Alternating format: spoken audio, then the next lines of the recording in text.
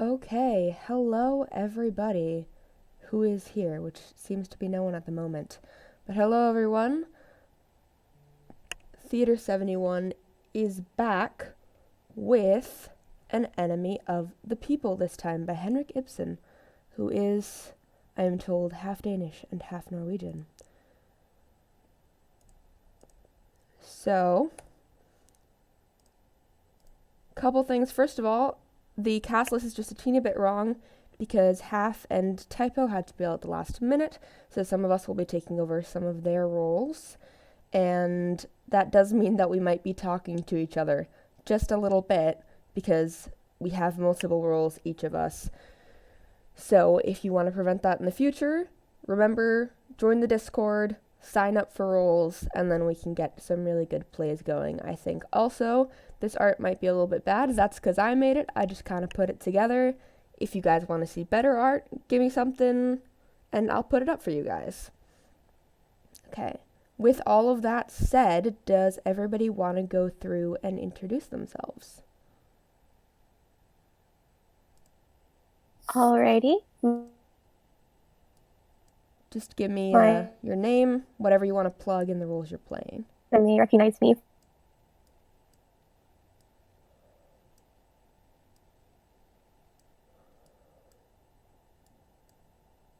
from the Theater 71, so you probably don't recognize me at all. Hey, I'm Reese. I've been here since the last one. And I am player 71. I run this stream. I was also in the last one. I'm going to be playing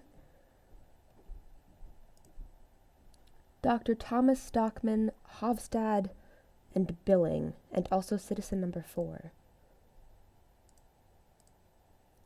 Okay, with all of that said, without further ado, do we want to begin? Mrs. Let's. Stockman.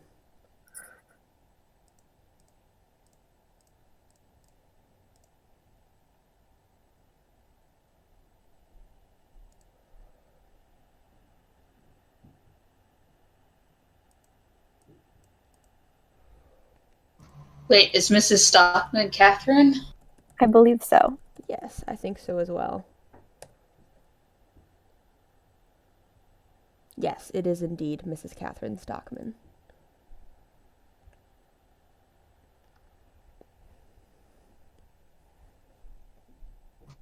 You see, if you come an hour late, Mr. Billing, you have to put up with cold meat. It is uncommonly good, thank you. Remarkably good.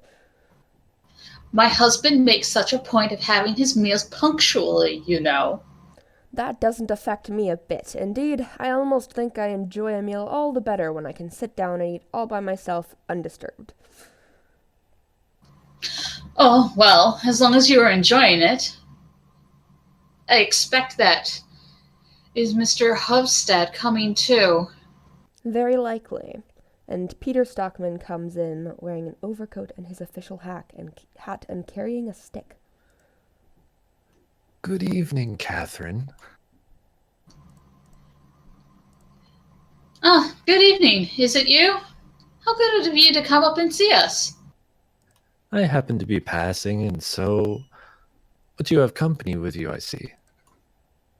No, it's quite by chance he came in. Wouldn't you come in and have something too?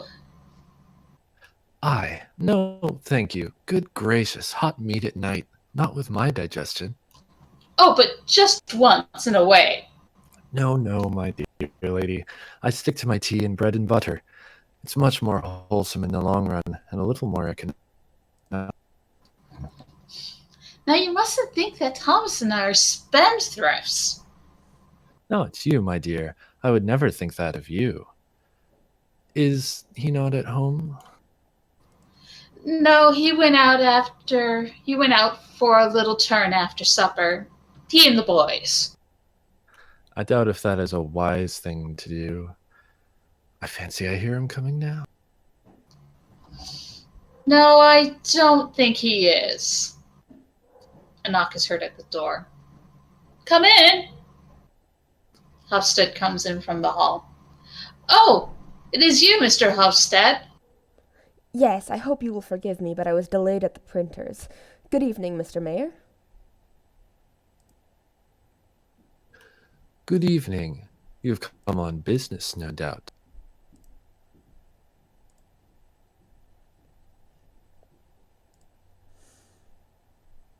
Partly. It's about an article for the paper. So I imagined. I hear my brother has become a prolific contributor to the People's Messenger. Yes, he is good enough to write in the People's Messenger when he has any home truth to tell. But won't you come in? Quite so, quite so. I don't blame him in the least as a writer for addressing himself to the quarters where he will find the readiest sympathy.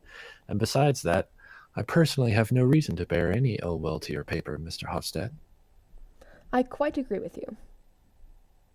Taking one thing with another, there's an excellent spirit of toleration in the town, an admirable municipal spirit, and it all springs from the fact of our having a great common interest to unite us, an interest that is in equally high degree the concern of every right-minded citizen. The baths, yes. Exactly. Our fine new handsome baths. Mark my words, Mr. Hofstad, the baths will become the focus of our municipal life, not a doubt of it.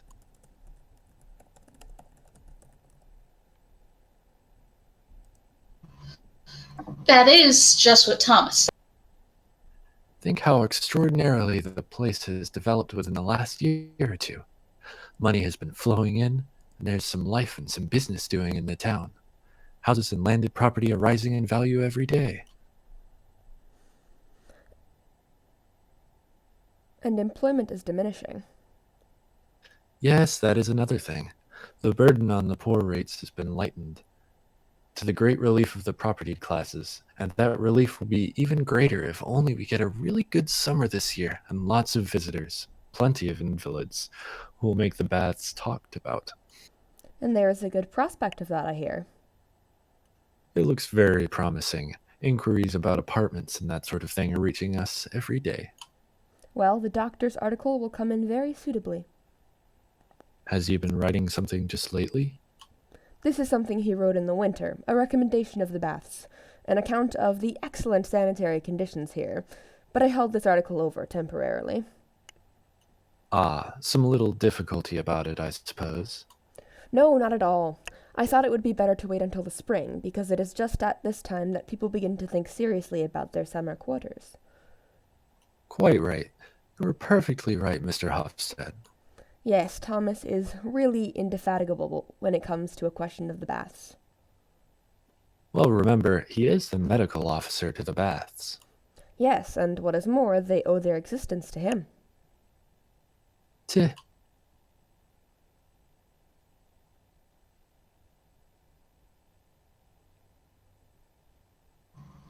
Yes, that is what Thomas is always saying. But who denies it, Mr. Stockman? You set the thing going and made a practical concern of it, we all know that. I only meant that the idea of it came first from the doctor. Oh, ideas, yes. My brother has had plenty of them in his time, unfortunately. But when it is a question of putting an idea into practical shape, you have to apply to a man of different metal, Mr. Hofstad. And I certainly should have thought that in his house at least. My dear Peter, How can you think that? won't you go in and have something, Mr. Hofstad? My husband is sure to be back directly.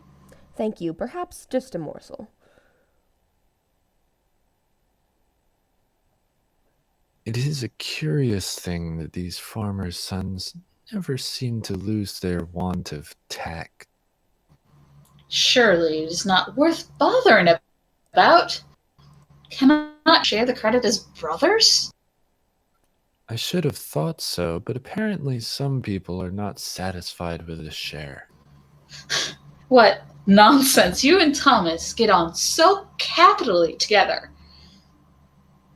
There he is at last, I think. Go and open the door. Look here, here's another guest for you, Catherine. Isn't that jolly? Come in, Captain Horster. Hang your coat up on this peg. Don't you wear an overcoat. Just think, Catherine, I met him in the street and could hardly persuade him to come up. And Captain Horster enters and greets her Come along in, boys. They are ravenously hungry again, you know. Come along, Captain Horster. You must have a slice of beef. But Thomas, don't you see?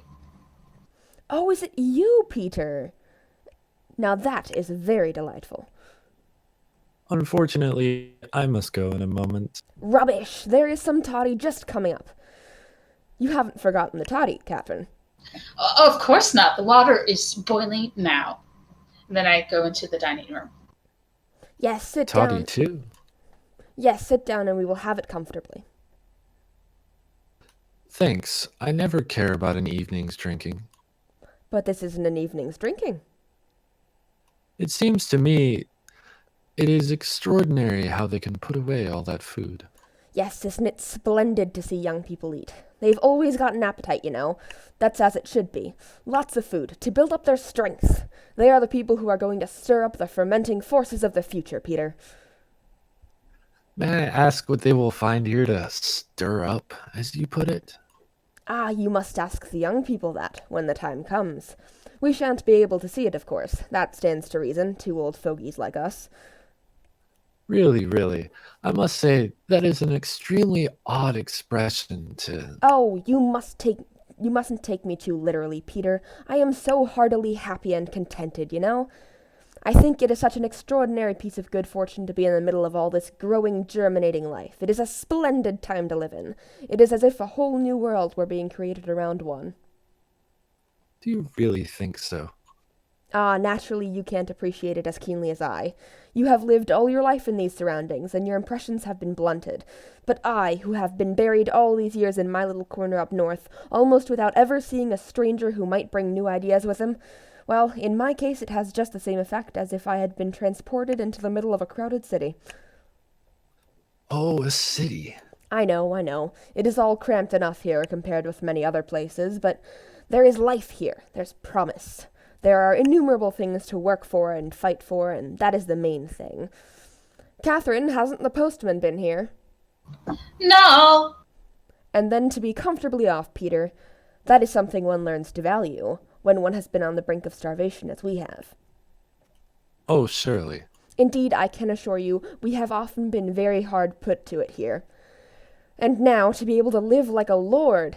Today, for instance, we had roast beef for dinner, and, what is more, for supper, too. Won't you come and have a little bit? Or let me show it you, at any rate. Come here. No, not for worlds. Well, but just come here, then. Do you see, we've got a table cover? Yes, I noticed it. And we've got a lampshade, too, do you see? All out of Catherine's savings. It makes the room so cozy, don't you think so? Just stand here for a moment. No, not there. Just here, that's it. Look now, when you get the light on it all together. I really think it looks very nice, doesn't it? Oh, if you can afford luxuries of this kind. Yes, I can afford it now. Catherine tells me I earn almost as much as we spend. Almost, yes. But a scientific man must live in a little bit of style. I am quite sure an ordinary civil servant spends more in a year than I do. I dare say, a civil servant, a man in a well-paid position. Well, any ordinary merchant, then. A man in that position spends 2 or 3 times as much as... It just depends on circumstances. At all events, I assure you, I don't waste money unprofitably, but I can't find it in my heart to deny myself the pleasure of entertaining my friends. I need that sort of thing, you know? I have lived for so long shut out of it all, that it is a necessity of life for me to mix with young, eager, ambitious men of liberal and active minds, and that describes every one of those fellows who are enjoying their supper in there. I wish you knew more of Hofstede. By the way, Hofstede was telling me he was going to print another article of yours. An article of mine? Yes, about the baths. An article you wrote in the winter. Oh, that one! No, I don't intend that to appear just for the present. Why not? It seems to me that this would be the most opportune moment. Yes, very likely. Under normal conditions. Is there anything abnormal about the present conditions? To tell you the truth, Peter, I can't say just at this moment. At all events, not tonight. There may be much that is very abnormal about the present conditions, and it is possible there may be nothing abnormal about them at all. It is quite possible it may be merely my imagination. I must say it all sounds most mysterious. Is there something going on that I am to be kept ignorant of? I should have imagined that I, as chairman of the governing body of the baths, And I should have imagined that I... Oh, come, don't let us fly out at one another, Peter. heaven forbid, I am not in the habit of flying out at people, as you call it, but I am entitled to request most emphatically that all arrangements shall be made in a business-like manner through the proper channels, and shall be dealt with by the legally constituted authorities. I can allow no going behind our backs by any roundabout means. Have I ever at any time tried to go behind your backs? You have an ingrained tendency to take your own way at all events, and that is almost equally inadmissible in a well-ordered community. The individual ought undoubtedly to acquiesce in subordinating himself to the community, or, to speak more accurately, to the authorities who have the care of the community's welfare. Very likely. But what the deuce has all this got to do with me? That is exactly what you never appear to be willing to learn, my dear Thomas. But mark my words, some day you will have to suffer for it, sooner or later. Now I have told you. Goodbye. Have you taken leave of your senses? You were on the wrong scent altogether. I am not usually that. You must excuse me now if I... Good night, Catherine. Good night, gentlemen. And he leaves. Has he gone? Yes, and in such a bad temper. But, dear Thomas, what have you been doing to him again? Nothing at all. And anyhow, he can't oblige me to make my report before the proper time. What have you got to make a report to him about? Leave that to me, Catherine. It is an extraordinary thing that the postman doesn't come.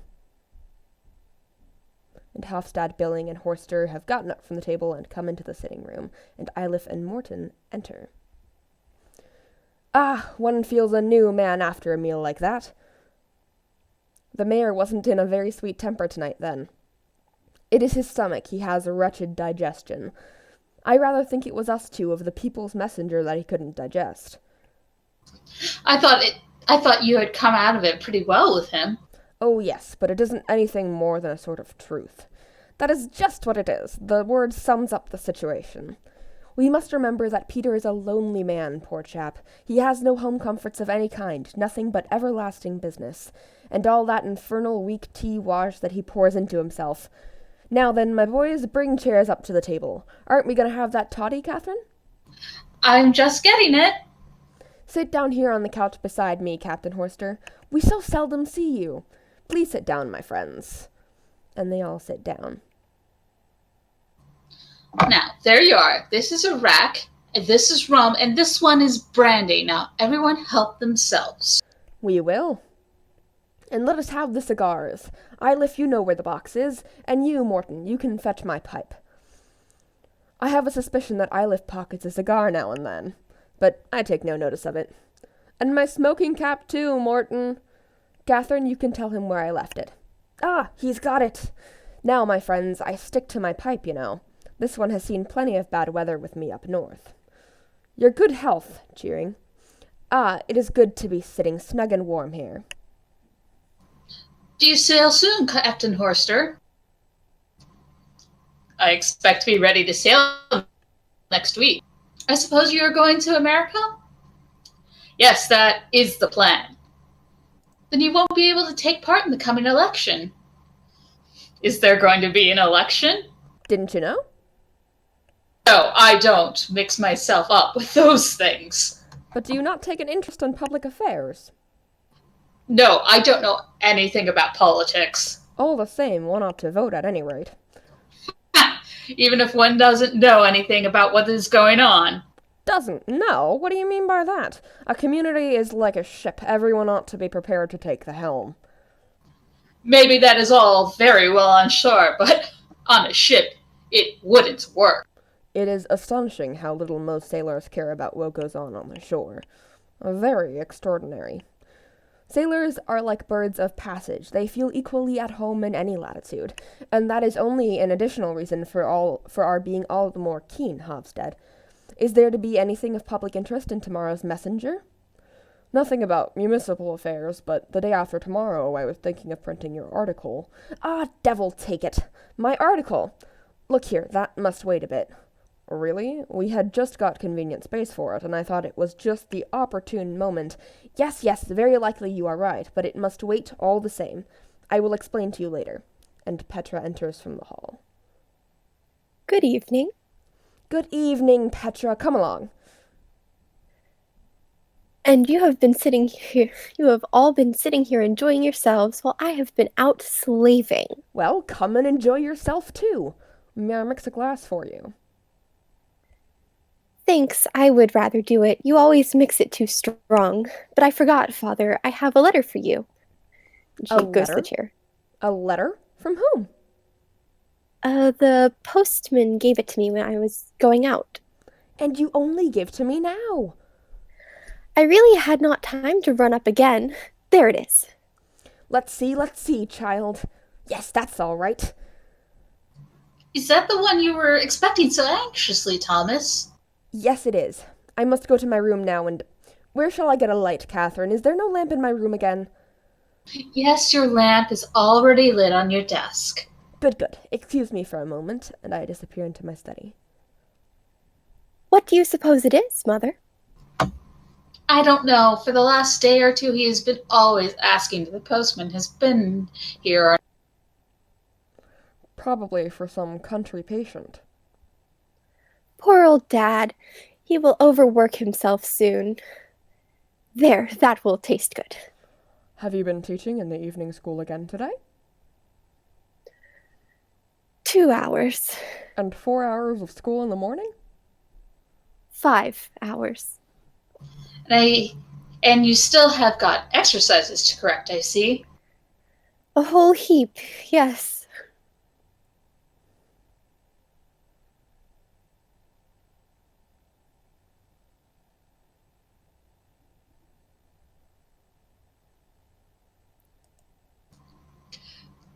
You're pretty full up with work, it seems to me. Yes, but that is good. One is so delightfully tired after it. Do you like that? Yes, because one sleeps so well then. You must be dreadfully wicked, Petra. Wicked? Yes, because you work so much. Mr. Royland says work is a punishment for our sins. Pooh, what a duffer you are to believe a thing like that. Come, your worship. That's capital. Don't you want to work as hard as that, Morton? No, indeed I don't. What do you want to be, then? I should like best to be a Viking. You would have to be a pagan, then. Well, I could become a pagan, couldn't I? I agree with you, Morton. My sentiments exactly. I'm sure that is not true, Mr. Billing. Yes, I swear it is. I'm a pagan, and I am proud of it. Believe me, before long we shall all be pagans. And then she'll be allowed to do anything we like. Well, you'll see, Morton. You must go to your room now, boys. I'm sure you have some lessons to learn for tomorrow. I should like so much to stay a little longer. No, away, you, both of you. The boys say goodnight and go off to the room. No. Do you really think it can do the boys any harm to hear such things? I don't know, but I don't like it. But you know, Mother, I think you really are wrong about it. Maybe, but I don't like it. Not in our own home. There is so much falsehood both at home and at school. At home, one must not speak, and at school we have to stand and tell lies to the children.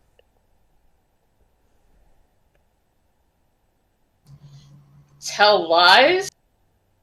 Yes, don't you suppose we have to teach them all sorts of things that we don't believe? That is perfectly true. If only I had the means, I would start a school of my own, and then it would be conducted on very different lines. Oh, bother the means. Well, if you are thinking of that, Miss Stockman, I shall be delighted to provide you with a schoolroom. The great big old house my father has left me is standing almost empty. There's an immense dining room downstairs. Thank you very much, but I'm afraid nothing will come of it. No, Miss Petra is much more likely to take to journalism, I expect. By the way, have you had time to do anything with that English story you promised to translate for us? No, not yet, but you shall have it in good time. And Dr. Stockman re-enters with the open letter. Well, now the town will have something new to talk about, I can tell you. Something new? What is this? A great discovery, Catherine. Really? A discovery of yours? A discovery of mine. Just let them come saying, as usual, that it is all fancy and a crazy man's imagination, but they will be careful what they say this time, I can tell you.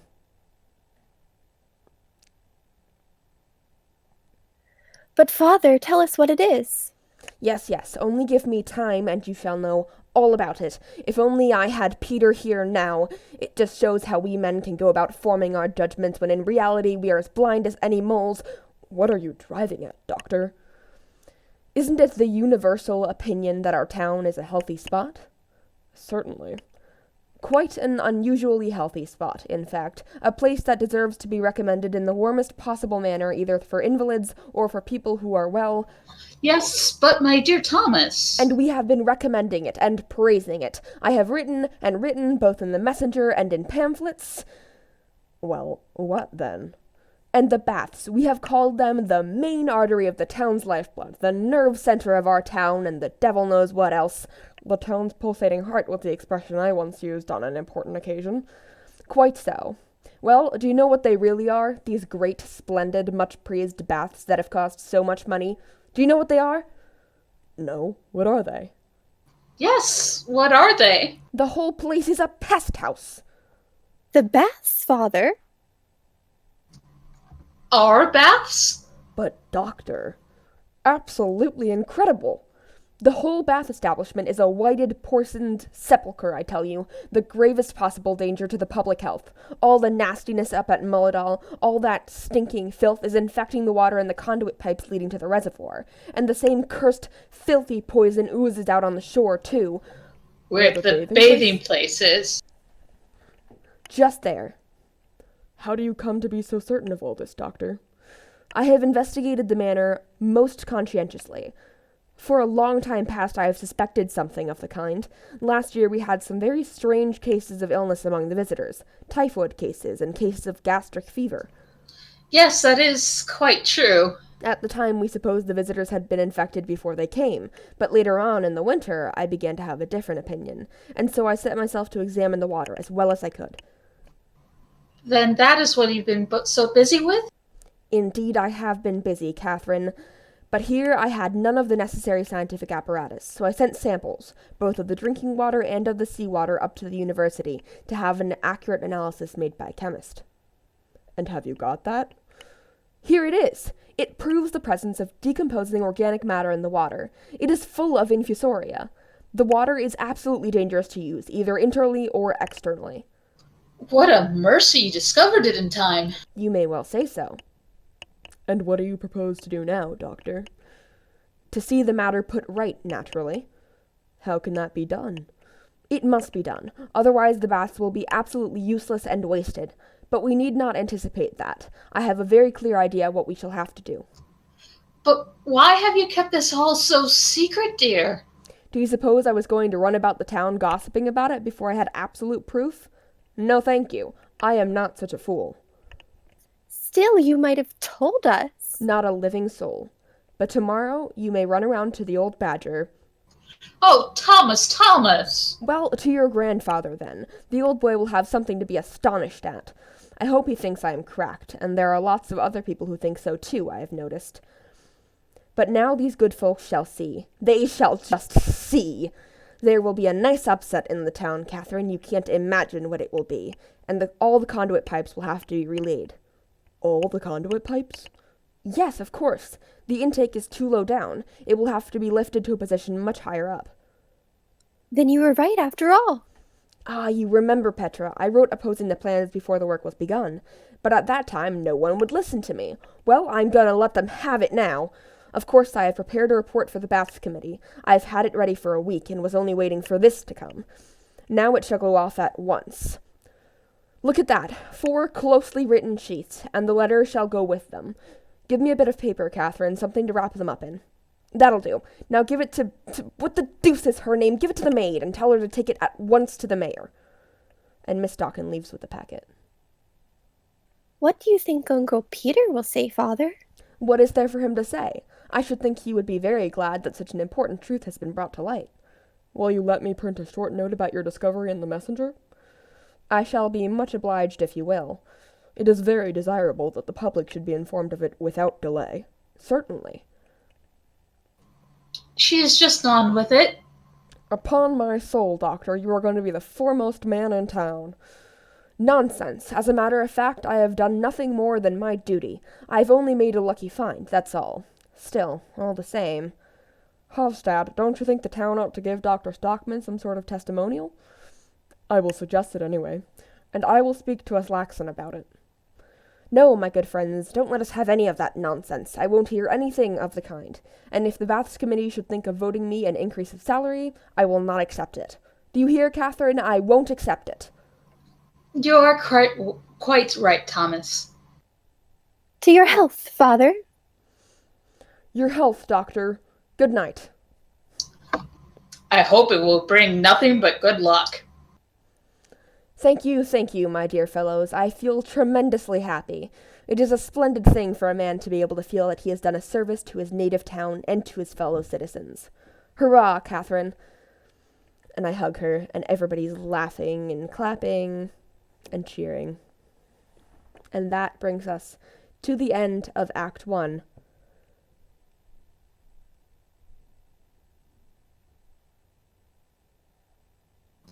So Act 2. The scene is the same. The door in the dining room is shut. It's morning, and Mrs. Stockman comes in with a sealed letter in her hand from the dining room, and she goes to the doctor's study and peeps in. Thomas, are you in? Yes, I have just come in.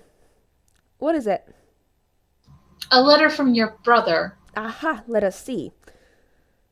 I return here with the manuscript you sent me.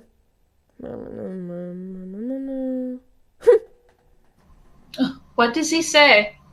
Oh, he only writes that he will come up here himself about midday. Well, try to remember to be home this time. That will be all right. I have got through all my morning visits. I am extremely curious to know how he takes it. You will see he won't like its having been I, and not he, that made the discovery. Aren't you a little bit nervous about that? Oh, he really will be pleased enough, you know. But at the same time, Peter is so confoundedly afraid of anyone's doing any service to the town except himself. I will tell you what, Thomas. You should be good-natured and share credit of this with him. Couldn't you make it out that he was who set you on the scent of this discovery? I am quite willing. If only I can get the thing said right. Is it true? Father! Father, is it you? Ah, Mr. Keel. Good morning, good morning. But come in. Come along in. If it is true, I will. If not, I am off. If what is true? This tale about the water supply, is it true? Certainly it is true, but how did you come to hear it? Petra ran in on her way to the school. Did she? Yes, and she declares that. I thought she was only making a fool of me. But it isn't like Petra to do that. Of course not. How could you imagine such a thing?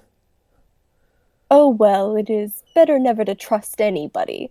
You may find you have been made a fool of before you know where you are. But it really is true, all the same. You can depend upon it that it is true.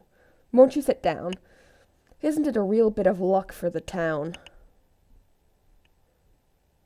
A bit of luck for the town. Yes, that I made the discovery in good time. Yes.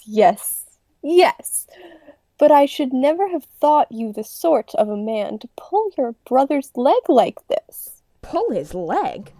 Really, Father, dear. Let me see, what was the story? Some kind of beast that had got into the water pipes, wasn't it? In Fusoria, yes. And a lot of these beasts had got in, according to Petra, a tremendous lot. Certainly. Hundreds of thousands of them, probably. But no one can see them. Is that so? Yes, you can't see them. Damn, it's the finest story I've ever heard. What do you mean? But you will never get the mayor to believe a thing like that. We shall see. Do you think he will be fool enough to? I hope the whole town will be fools enough. The whole town? Well, wouldn't it be a thing? It would just serve them right and teach them a lesson. They think themselves so much cleverer than we old fellows. They hounded me out of the council. They did, I tell you. They hounded me out. Now they shall pay for it. You pull their legs too, Thomas. Really, You pull their legs. If you can work it so that the mayor and his friends will all swallow the same bait, I will give £10 to a charity, like a shot. That is very kind of you. Yes, I haven't got much money to throw away, I can tell you. But if you can work this, I will give £5 to a charity at Christmas. And Hofstad comes in. Good morning. Oh, I beg your pardon. Not at all. Come in.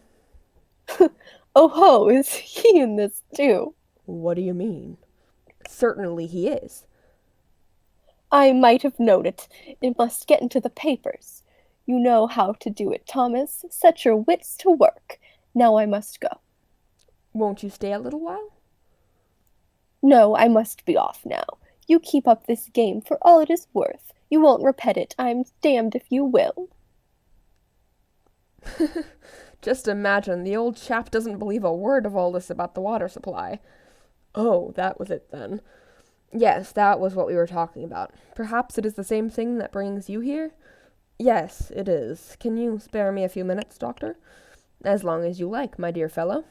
Have you heard from the mayor yet? Not yet. He's coming here later. I have given the matter a great deal of thought since last night. Well?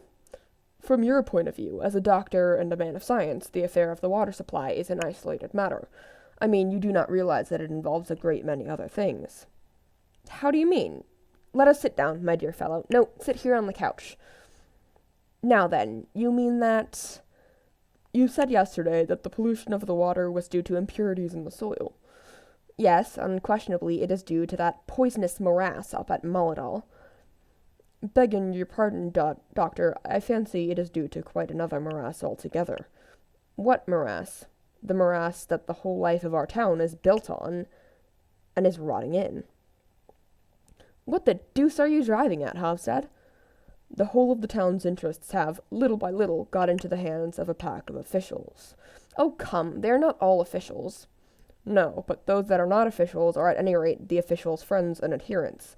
It is the wealthy folk, the old families in town, that has got us entirely in their hands. Yes, but after all they are men of ability and knowledge. Did they show any ability or knowledge when they laid the conduit pipes where they are now? No, of course that was a great piece of stupidity on their part, but that is going to be set right now. Do you think that will be all such plain sailing? Plain sailing or no, it has got to be done anyway. Yes, provided the press takes up the question. I don't think that will be necessary, my dear fellow. I am certain my brother... Excuse me, Doctor, I feel bound to tell you I am inclined to take the matter up. In the paper? Yes. When I took over the People's Messenger, my idea was to break up this ring of self-opinionated old fossils who've got all hold of the influence. But you told me yourself what the result had been. You nearly ruined your paper. Yes, at the time we were obliged to climb down a peg or two, it is quite true. But there was a danger of the whole project of the baths coming to nothing if they failed us. But now the scheme has been carried through, and we can dispense with these grand gentlemen. Dispense with them, yes, but we owe them a great debt of gratitude. That shall be recognized ungrudgingly, but a journalist of my democratic tendencies cannot let such an opportunity as this slip. The bubble of official infallibility must be pricked. This superstition must be destroyed, like any other.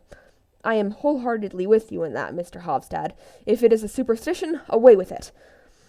I should be very reluctant to bring the mayor into it because he is your brother, but I am sure you will agree with me that truth should be the first consideration. That goes without saying. Yes, but... You must not misjudge me. I am neither more self-interested nor more ambitious than most men. My dear fellow, who suggests anything of the kind? I am of humble origin, as you know, and that has given me opportunities of knowing what is the most crying need in the humbler ranks of life. It is that they should be allowed some part in the direction of public affairs, Doctor. That is what will develop their faculties and intelligence and self-respect. I quite appreciate that. Yes, and in my opinion, a journalist incurs a heavy responsibility if he neglects the favorable opportunity of emancipating the masses, the humble and oppressed. I know well enough that in exalted circles I shall be called an agitator, and all that sort of thing, but they may call what they like. If only my conscience doesn't reproach me, then quite right, Mr. Hofstad, but all the same, devil take it! Come in, and Laxton appears at the door, poorly but decently dressed, in black.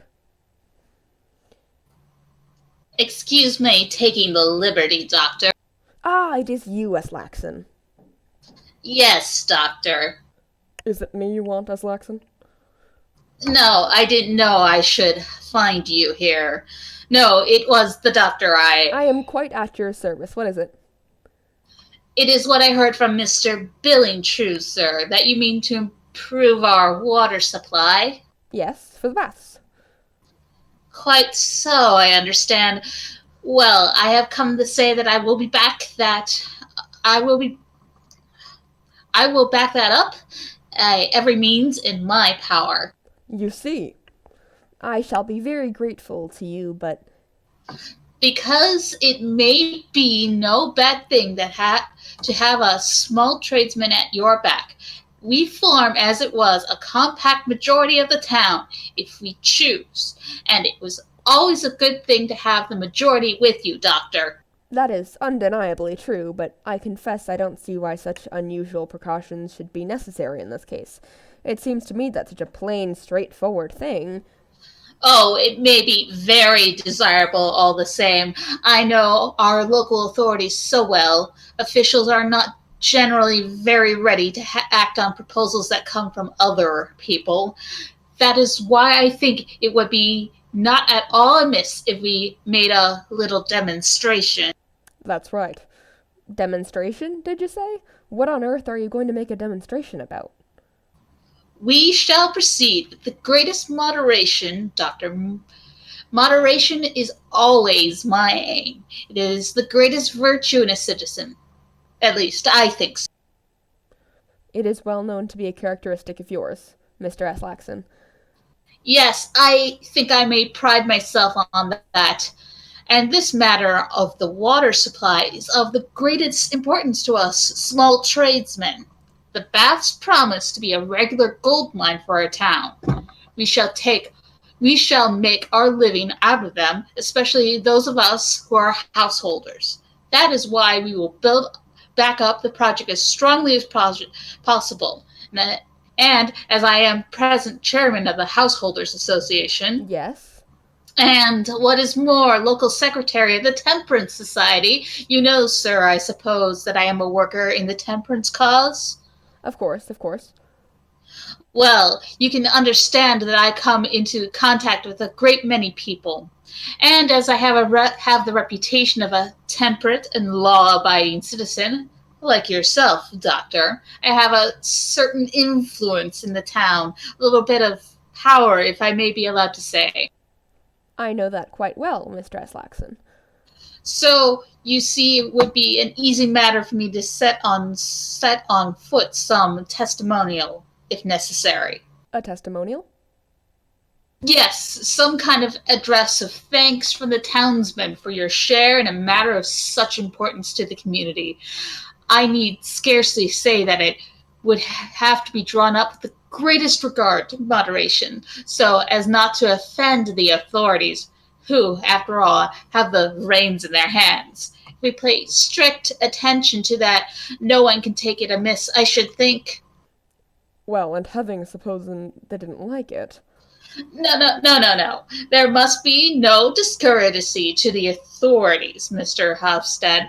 It is no use falling foul of those upon whom our welfare is so closely depends.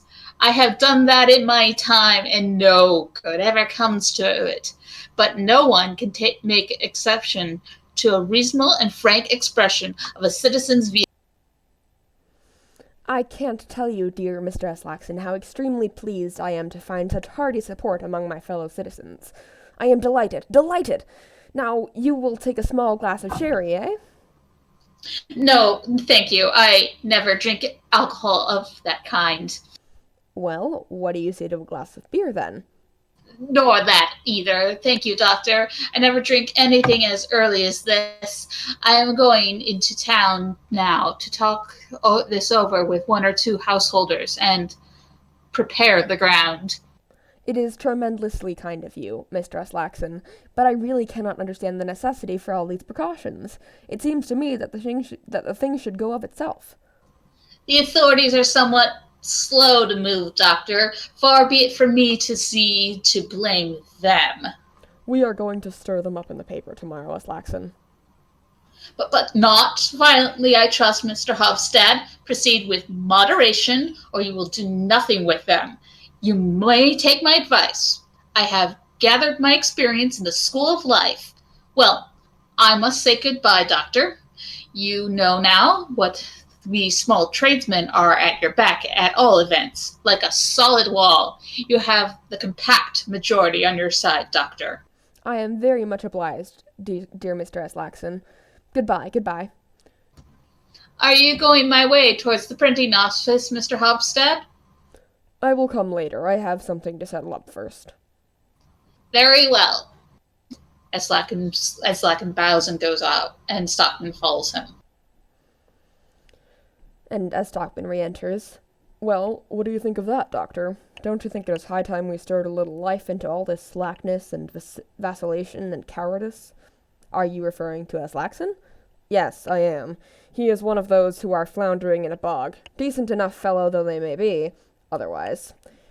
And most of the people here are in just the same case, seesawing and edging first to one side and then the other, so overcome with caution and scruple that they never dare to take any decided step.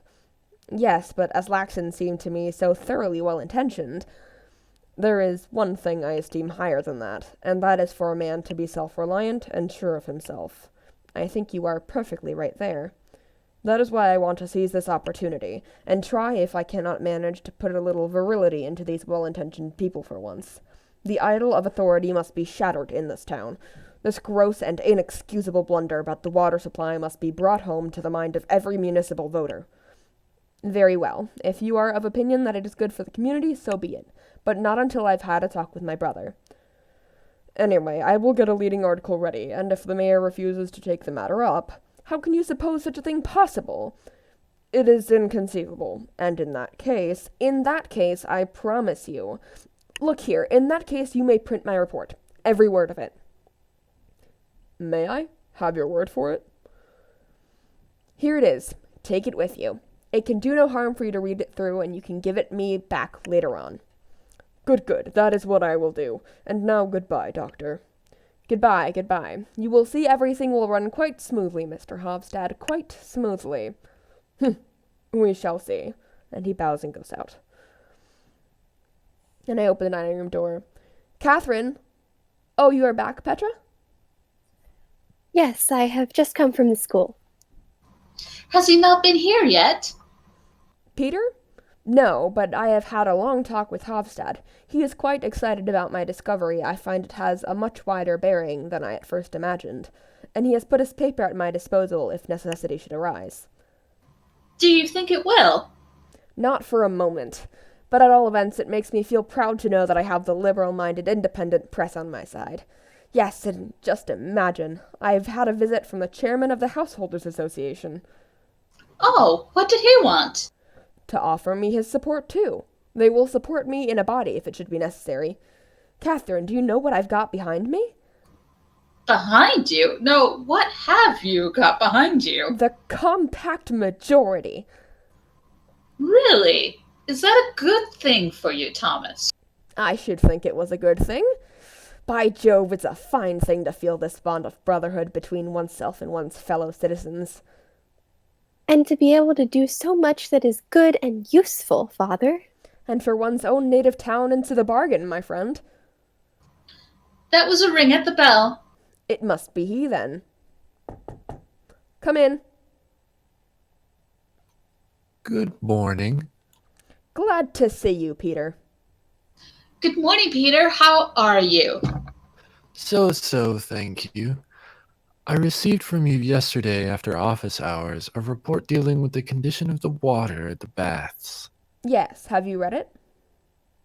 Yes, I have. And what have you to say to it? Come along, Petra. And she and Petra go into the room to the left. Was it necessary to make all these investigations behind my back? Yes, because until I was absolutely certain about it. Then you mean that you are absolutely certain now? Surely you are convinced of that. Is it your intention to bring this document before the Baths Committee as a sort of official communication?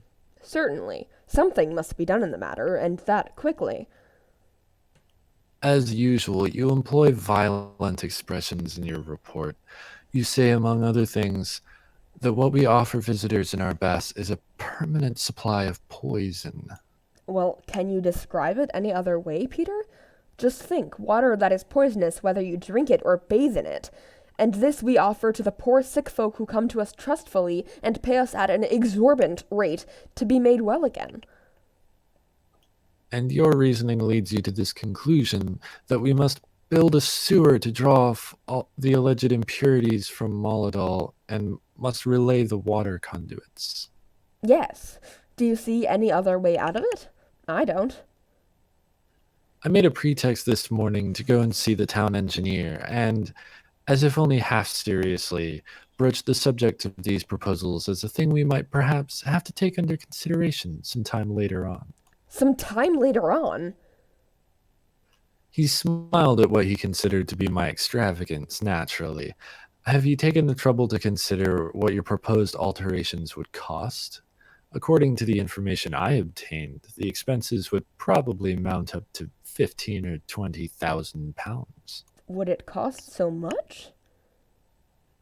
Yes, and the worst part of it would be that the work would take at least 2 years. 2 years? 2 whole years? At least. And what are we to do with the baths in the meantime? Close them? Indeed, we should be obliged to. And do you suppose anyone would come near the place after it had got out that the water was dangerous? Yes, but Peter, that is what it is. And all this at this juncture, just as the baths are beginning to be known. There are other towns in the neighborhood with qualifications to attract visitors for bathing purposes. Don't you suppose they would immediately strain every nerve to divert the entire stream of strangers to themselves? Unquestionably they would. And then where should we be? We should probably have to abandon the whole thing, which has cost us so much money, and then you would have ruined your native town. I should have ruined... It is simply and solely through the baths that the town has before it any future worth mentioning. You know that just as well as I. But what do you think ought to be done, then?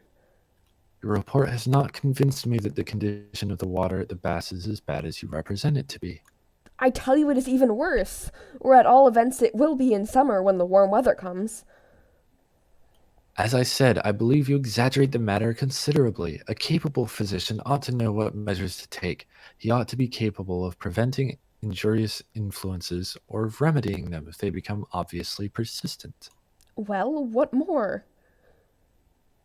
The water supply for the baths is now an established fact, and in consequence must be treated as such. But probably the committee, at its discretion, will not be disinclined to consider the question of how far it might be possible to introduce certain improvements consistently with a reasonable expenditure. And do you suppose that I will have anything to do with this piece of trickery, is that? Trickery? Yes, it would be a trick, a fraud, a lie, a downright crime towards the public, towards the whole community. I have not, as I remarked before, been able to convince myself that there is actually any imminent danger. You have. It is impossible that you should not be convinced. I know I have represented the facts absolutely truthfully and fairly, and you know it very well, Peter, only you won't acknowledge it. It was owing to your action that both the baths and the water conduits were built where they are, and that is what you won't acknowledge. That damnable blunder of yours. Pooh, do you suppose I don't see through you? And even if that were true, if I perhaps guard my reputation somewhat anxiously, it is in the interest of the town. Without moral authority, I am powerless to direct public affairs that seems, to my judgment, to be best for the common good. And on that account, and for various other reasons too, it appears to me to be a matter of importance that your report should not be delivered to the committee. In the interest of the public, you must withhold it. Then later on, I will raise the question and we will do our best privately. But nothing is of this unfortunate affair, not a single word of it, must come to the ears of the public. I am afraid you will not be able to prevent that now, my dear Peter. It must and shall be prevented. It is no use, I tell you. There are too many people that know about it. That know about it? Who? Surely you don't mean those fellows on the People's Messenger. Yes, they know. The liberal-minded, independent press is going to see that you do your duty. You're an extraordinarily independent man, Thomas. Have you given no thought to the consequences this may have for yourself? Consequences? For me? For you and yours, yes. What the deuce do you mean? I believe I have always behaved in a brotherly way to you. Haven't I always been ready to oblige or to help you? Yes, you have, and I am grateful to you for it. There's no need. Indeed, to some extent I was forced to do so, for my own sake. I always hoped that if I helped to improve your financial position, I should be able to keep some check on you. What? Then it was only for your own sake. Up to a certain point, yes. It is painful for a man in an official position to have his nearest relative compromising himself time after time. And do you consider that I do that? Yes, unfortunately you do, without even being aware of it. You have a restless, pugnacious, rebellious disposition. And then there is that disastrous propensity of yours to want to write about every sort of possible and impossible thing.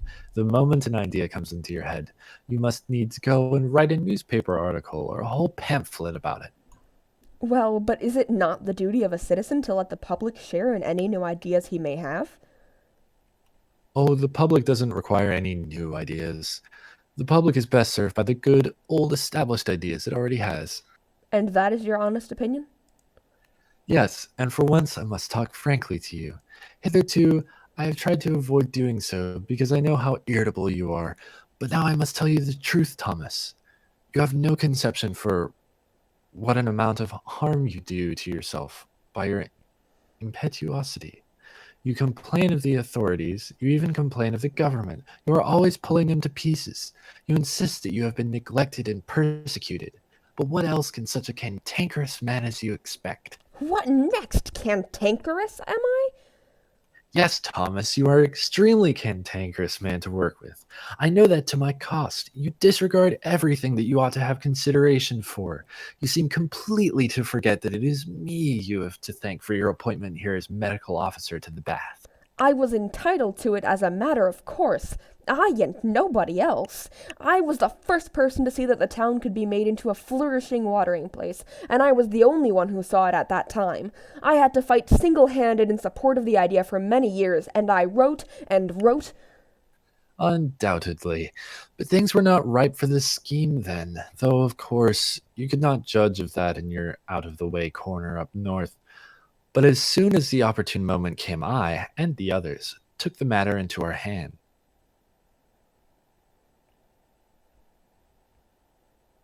Yes, and made this mess of all my beautiful plan. It is pretty obvious now what clever fellows you were. To my mind, the whole thing only seems to mean that you're seeking another outlet for your combativeness. You want to pick a quarrel with your superiors, an old habit of yours. You cannot put up with any authority over you. You look askance at anyone who occupies a superior official position. You regard him as a personal enemy, and then any stick is good enough to beat him with. But now I have called your attention to the fact that the town's interests are at stake, and incidentally my own too. And therefore I must tell you, Thomas, that you will find me inexorable with regard to what I am about to require you to do. And what is that? As you have been so indiscreet as to speak of this delicate matter to outsiders, despite the fact that you ought to have treated it as entirely official and confidential, it is obviously impossible to hush it up now.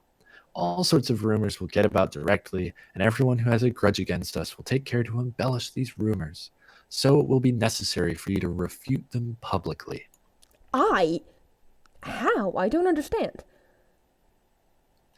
What we shall expect is that, after making further investigations, you will come to the conclusion that the matter is not by any means as dangerous or as critical as you imagined in the first instance. Oh, so that is what you expect. And what is more, we shall expect you to make public profession of your confidence in the committee and in their readiness to consider fully and conscientiously what steps may be necessary to remedy any possible defects. But you will never be able to do that by patching and tinkering at it. Never! Take my word for it, Peter. I mean what I say as deliberately and emphatically as possible. As an officer under the committee, you have no right to any individual opinion. No right? In your official capacity, no. As a private person, it is quite another matter. But as a subordinate member of the staff of the baths, you have no right to express any opinion which runs contrary to that of your superiors. This is too much. I, a doctor, a man of science, have no right to... The matter in hand is not simply a scientific one. It is a complicated matter, and has its economic as well as its technical side. I don't care what it is. I intend to be free to express my opinion on any subject under the sun. As you please, but not on any subject concerning the baths. That we forbid. You forbid! You, a pack of... I forbid it. I, your chief. And if I forbid it, you have to obey. Peter, if you were not my brother... And Petra throws open the door. Father, you shouldn't stand this. Petra! Oh, so you have been eavesdropping. You were talking so loud, we couldn't help it. Yes, I was listening. Well, after all, I am very glad. You were saying something about forbidding and obeying?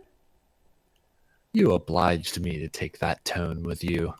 And so I am to give myself the lie, publicly? We consider it absolutely necessary that you should make some such public statement as I have asked for. And if I do not obey? Then we shall publish a statement ourselves to reassure the public. Very well, but in that case I shall use my pen against you. I stick to what I have said. I will show you that I am right and you are wrong. And what will you do then? Then I shall not be able to prevent your being dismissed. What? Father, dismissed? Dismissed? Dismissed from the staff of the baths. I shall be obliged to propose that you shall immediately be given notice and shall not be allowed any further participation in the bath's affairs. You would not dare to do that. It is you that are playing the daring game. Uncle, that is a shameful way to treat a man like father. Do hold your tongue, Petra. Oh, so we volunteer our opinions already, do we? Of course. Catherine, I imagine you are the most sensible person in this house. Use any influence you may have over your husband, and make him see what this will entail for his family as well as... My family is my own concern and nobody else's. For his own family, as I was saying, as well as for the town he lives in. It is I who have the real good of the town at heart. I want to lay bare the defect that sooner or later must come to the light of day. I will show whether I love my native town. You who in your blind obstinacy want to cut off the most important source of the town's welfare? The source is poisoned, man. Are you mad? We are making our living by retailing filth and corruption. The whole of our flourishing municipal life deserves its sustenance from its lie. All imagination, or something even worse. The man who can throw out such offensive insinuations about his native town must be an enemy to our community. Do you dare to... Mrs. Stockman throws herself between them. Thomas! Don't lose your temper, Father. I will not expose myself to violence. Now you have had a warning, so reflect on what you owe to yourself and your family. Goodbye. I leave. Am I to put up with such treatment as this? In my own house, Catherine, what do you think of that? Indeed, it is both shameful and absurd, Thomas. If only I could give Uncle a piece of my mind. It is my own fault. I ought to have flown out at him long ago, shown my teeth, bitten. To hear him call me an enemy to our community. Me! I shall not take that lying down upon my soul. But, dear Thomas, your brother has power on his side. Yes, but I have a right on mine, I tell you. Oh, yes, right. What is the use of having right on your side if you what is the use of having right on your side if you have not got might? Oh, Mother, how can you say such a thing? Do you imagine that in a free country it is no use having right on your side? You are absurd, Catherine. Besides, haven't I got the liberal-minded independent press to lead the way, and the compact majority behind me? That is might enough, I should think. But, good heavens, Thomas, you don't mean to. Don't mean to what? To set yourself up in opposition to your brother. In God's name, what else do you suppose I should do but take my stand on right and truth? Yes, I was just going to say that. But it won't do you any earthly good. If they won't do it, they won't. Oh, Catherine, just give me time and you will see how I will carry the war into their camp. Yes, you carry the war into their camp, and you get your dismissal. That is what you will do. In any case, I shall have done my duty towards the public, towards the community, I who am called its enemy. But towards your family, Thomas, towards your home. Do you think that it is doing your duty towards those you have to provide for? Don't always think first of us, Mother. Well, it's easy for you to talk if you are able to shift for yourself if need be, but remember the boys, Thomas, and think of a little of yourself too, and of me. I think you are out of your senses, Catherine. If I were to be such a miserable coward as to go on my knees to Peter and his damned crew, do you suppose I should ever know an hour's peace of mind all my life afterwards? I don't know anything about that, but God preserve us from the peace of mind we shall have. All the same, if you go on defying him, you will find yourself again without means of subsistence, with no income to count upon. I should think that we had enough of that in the old days. Remember that, Thomas. Think what that means. And this is what this slavery can bring upon a free, honorable man. Isn't it horrible, Catherine? Yes, it is sinful to treat you so. It is perfectly true. But good heavens, one has to put up with so much injustice in this world. There are the boys, Thomas. Look at them. What is to become of them? Oh, no, you cannot never have the heart. The boys come in with their school books in hand. The boys, No, even if the whole world goes to pieces, I will never bow my neck to this yokel. And I leave from my room. Thomas, what are you going to do? I mean to have the right to look my sons in the face when they are grown men. God help us all. Father is splendid. He will not give in. The boys look on in amazement, and Petra signs to them not to speak. And that brings us to the end of Act 2, where I think it would be nice to have a little intermission for everybody.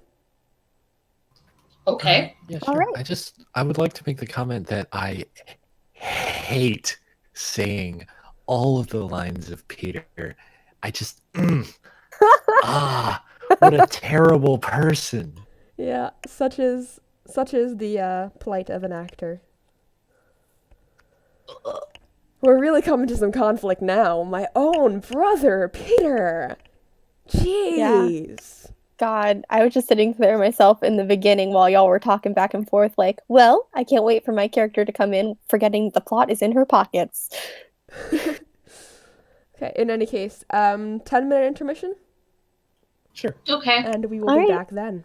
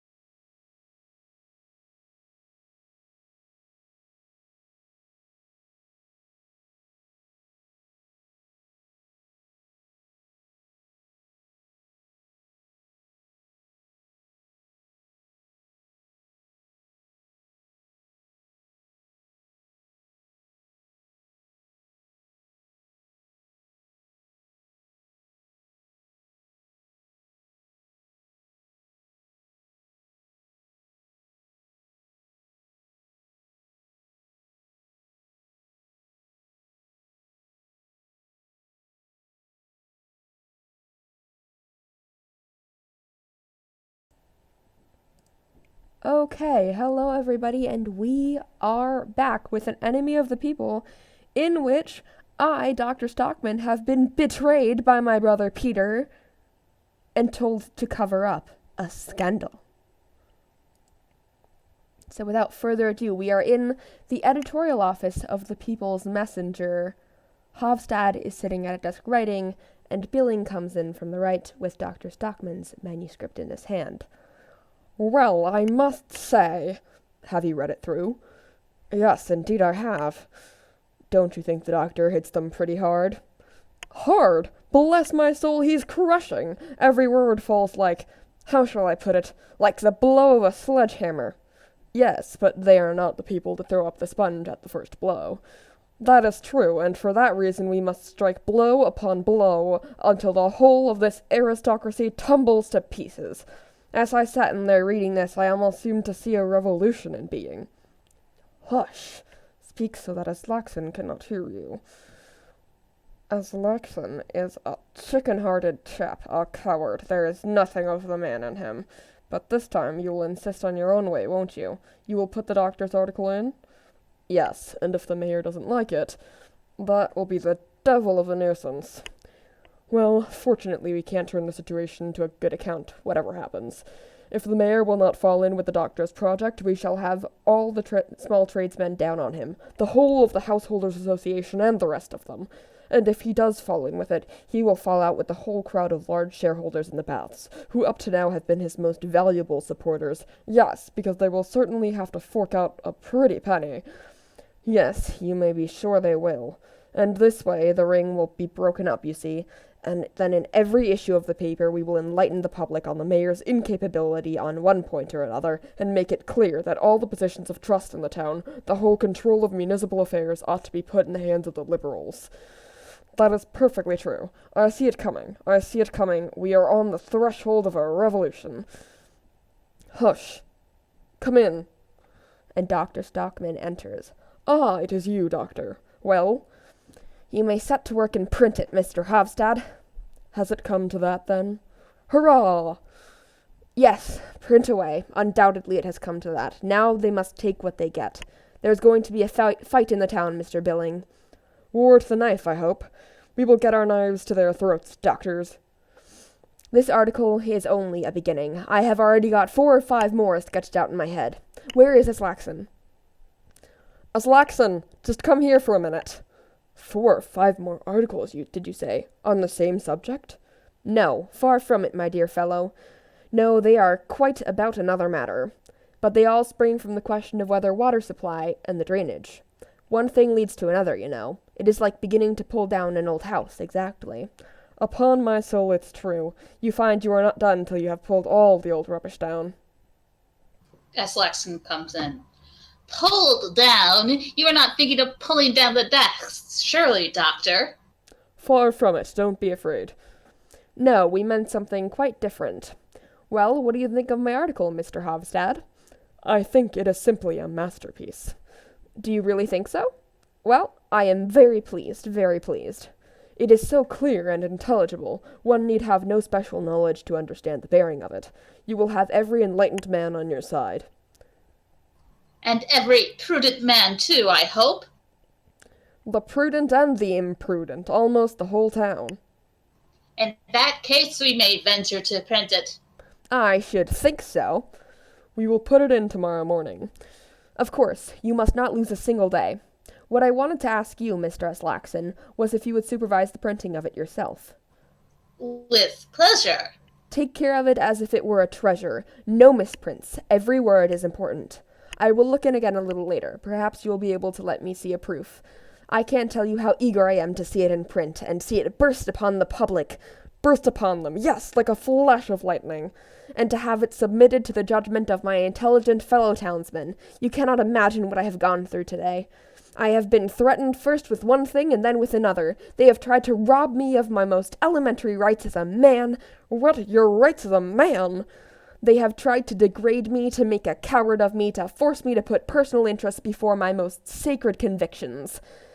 That is too much. I'm damned if it isn't.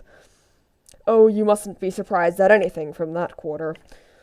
Well, they will get the worst of it with me. They may assure themselves of that. I shall consider the People's Messenger my sheet anchor now, and every single day I will bombard them with one article after another like bombshells.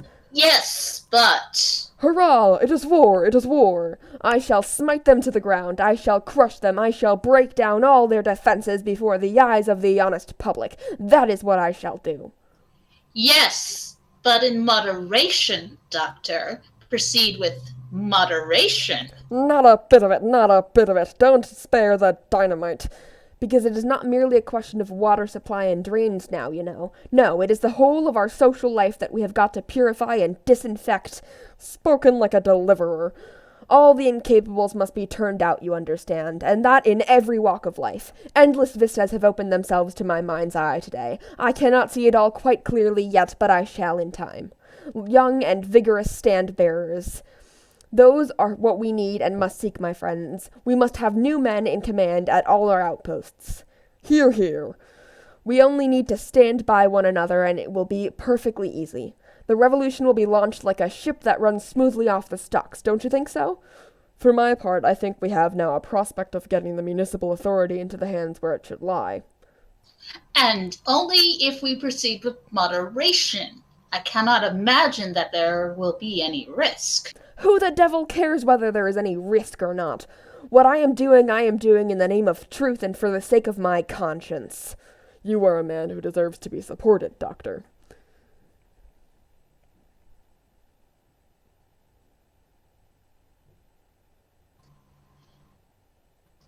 Yes, and there's no denying that the Doctor is a true friend to the town, a real friend to the community, that he is. Take my word for it, as Laxon, Dr. Stockman is a friend of the people. I fancy the Householders Association will make use of that expression before long. Thank you, my dear staunch friends. It is very refreshing to me to hear you say that. My brother called me something quite different. By Jove, he shall have it back with interest.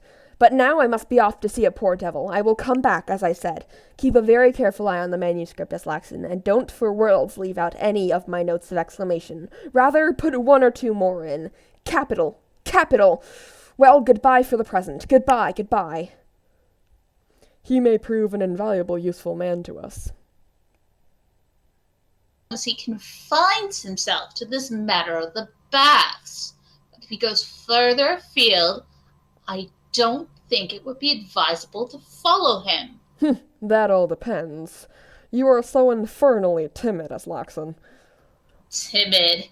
Yes, when it is a question of the local authorities, I am timid, Mr. Billing. It is a lesson I have learned in the school of experience, let me tell you. But try and place me in higher politics, in matters that concern the government itself, and then see if I am timid. No, you aren't, I admit, but this is simply contradicting yourself. I am a man with a conscience, and that is the whole matter. If you attack the government, you don't do the community any harm anyway. Those fellows pay no attention to attacks, you see.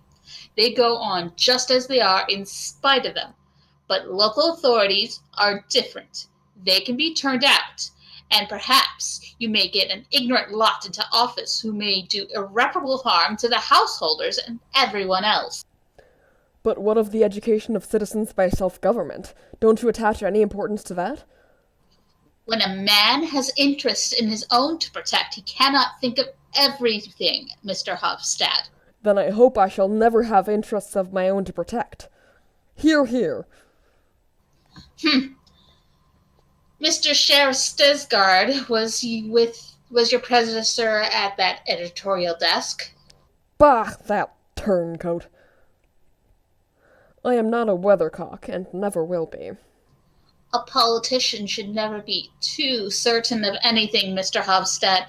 And as for you, Mr. Billing, I think it is time for you to be taking in a reef or two in your sails, seeing as that you are applying for the post of secretary to the bench. Are you, Billing? Well, yes, but you must clearly understand I am only doing it to annoy the bigwigs.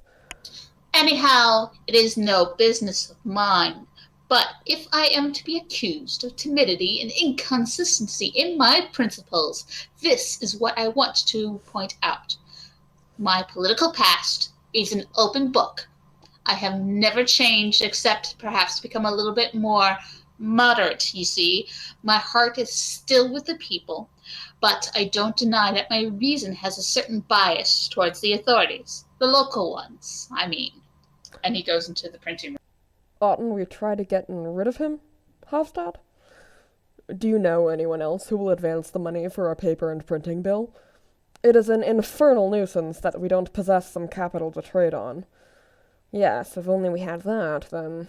Suppose you were to apply to Dr. Stockman? What is the use? He's got nothing. No, but he has a warm man in the background, old Morton Keel, the Badger, as they call him. Are you so sure he has got anything? But Lord, of course he has, and some of it must come to the Stockmans. Most probably he will do something for the children, at all events. Are you counting on that? Counting on it? Of course I'm not counting on anything. That is right, and I should not count on the secretaryship to the bench either if I were you, for I can assure you, you won't get it. Don't you think I'm quite aware of that? My object is precisely not to get it. A slight of that kind stimulates a man's fighting power. It is like getting a supply of fresh bile, and I am sure one that needs badly enough in a hole-and-corner place like this, where it is so seldom anything happens to stir one up. Quite so, quite so. I shall be heard of yet. Now I shall go and write the appeal to the Householders' Association. And he leaves for the room on the right. That's it, is it? Come in. And Petra comes in by the outer door, and I get up. What, you? Here? Yes, you must forgive me. Won't you sit down? No, thank you. I must go again in a moment. Have you come with a message from your father, by any chance? No, I have come of my own account. And I take out a book. Here is the English story. Why have you brought it back? Because I am not going to translate it. But you promised me faithfully. Yes, but then I had not read it. I don't suppose you have read it either. No, you know quite well I don't understand English, but... Quite so. That is why I wanted to tell you that you must find something else. She puts the book on the table. You can't use this for the People's Messenger. Why not? Because it conflicts with all your opinions. Oh, for that matter. You don't understand me. The burden of this story is that there is a supernatural power that looks after the so-called good people in this world and makes everything happen for the best in their case, while all the so-called bad people are punished. Well, but that is all right. This is just what our readers want. And are you going to be the one to give it to them? For myself, I do not believe a word of it. You know quite well that things do not happen so in reality. You are perfectly right, but an editor cannot always act as he would prefer. He is often obliged to bow to the wishes of the public in unimportant matters. Politics are the most important thing in life, for a newspaper anyway, and if I want to carry my public with me on the path that leads to liberty and progress, I must not frighten them away. If they find a moral tale of this sort in the serial art at the bottom of the page, they will be all the more ready to read what is printed above it. They feel more secure, as it were. For shame! You would never go and set a snare like that for your readers. You are not a spider. Thank you for having such a good opinion of me. No, as a matter of fact, that is Billings' idea, not mine. Billings? Yes, anyway, he propounded that theory here one day. And it is Billing who is so anxious to have that story in the paper. I don't know anything about the book. But how can Billing, with his emancipated views...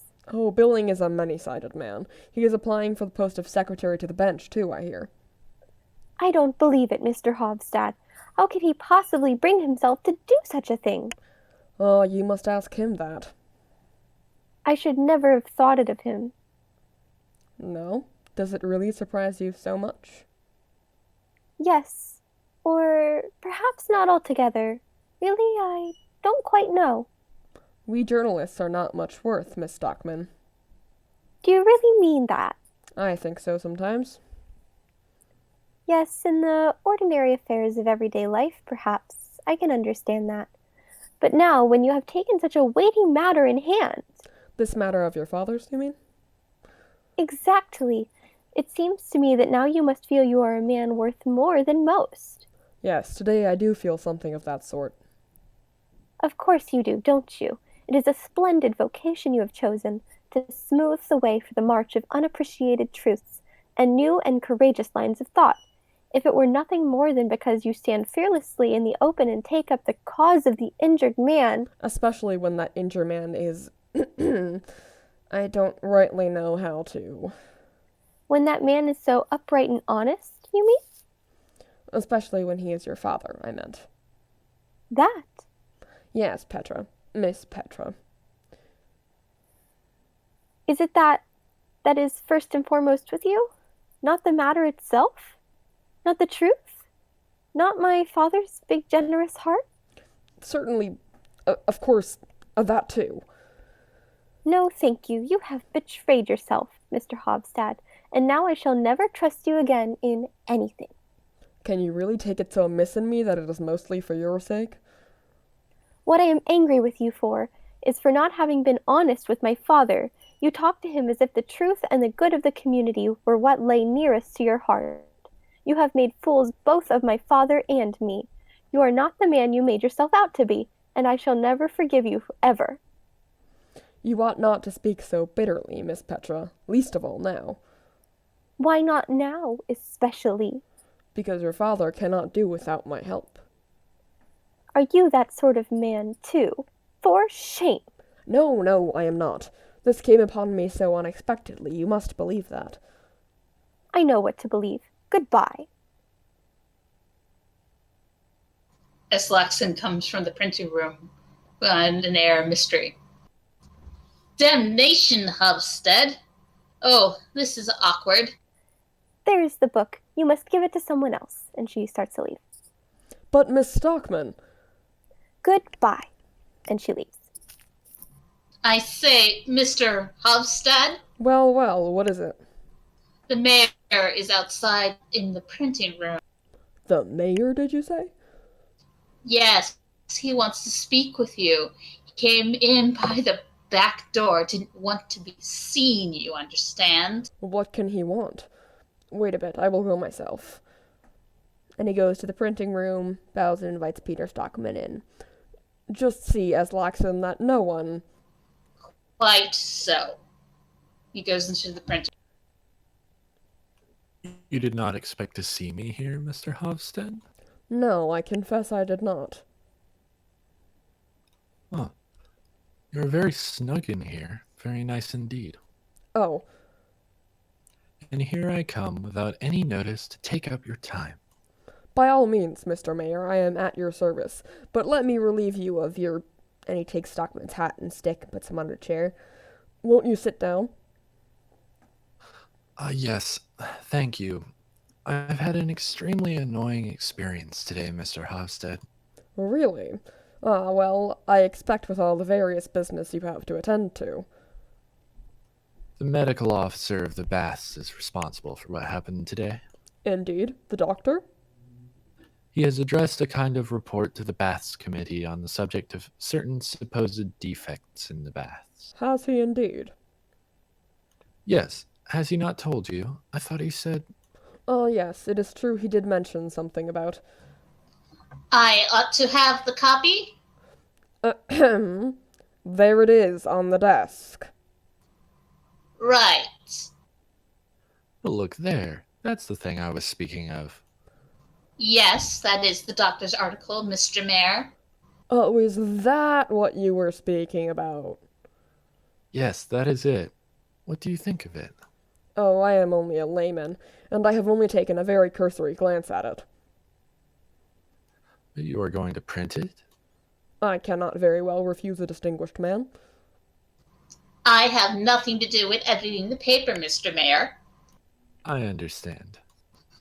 I merely print what is put in my hand. Quite so. And so I must. He moves off to the printing room. No, but wait a moment, Mr. Eslaxon. You will allow me, Mr. Hofstad. If you please, Mr. Mayor. You are a discreet and thoughtful man, Mr. Eslaxon. I am delighted to hear you think so, sir. and a man of very considerable influence. Chiefly among the small tradesmen, sir. The small taxpayers are the majority, here as everywhere else. That is true. And I have no doubt you know the general trend of opinion among them, don't you?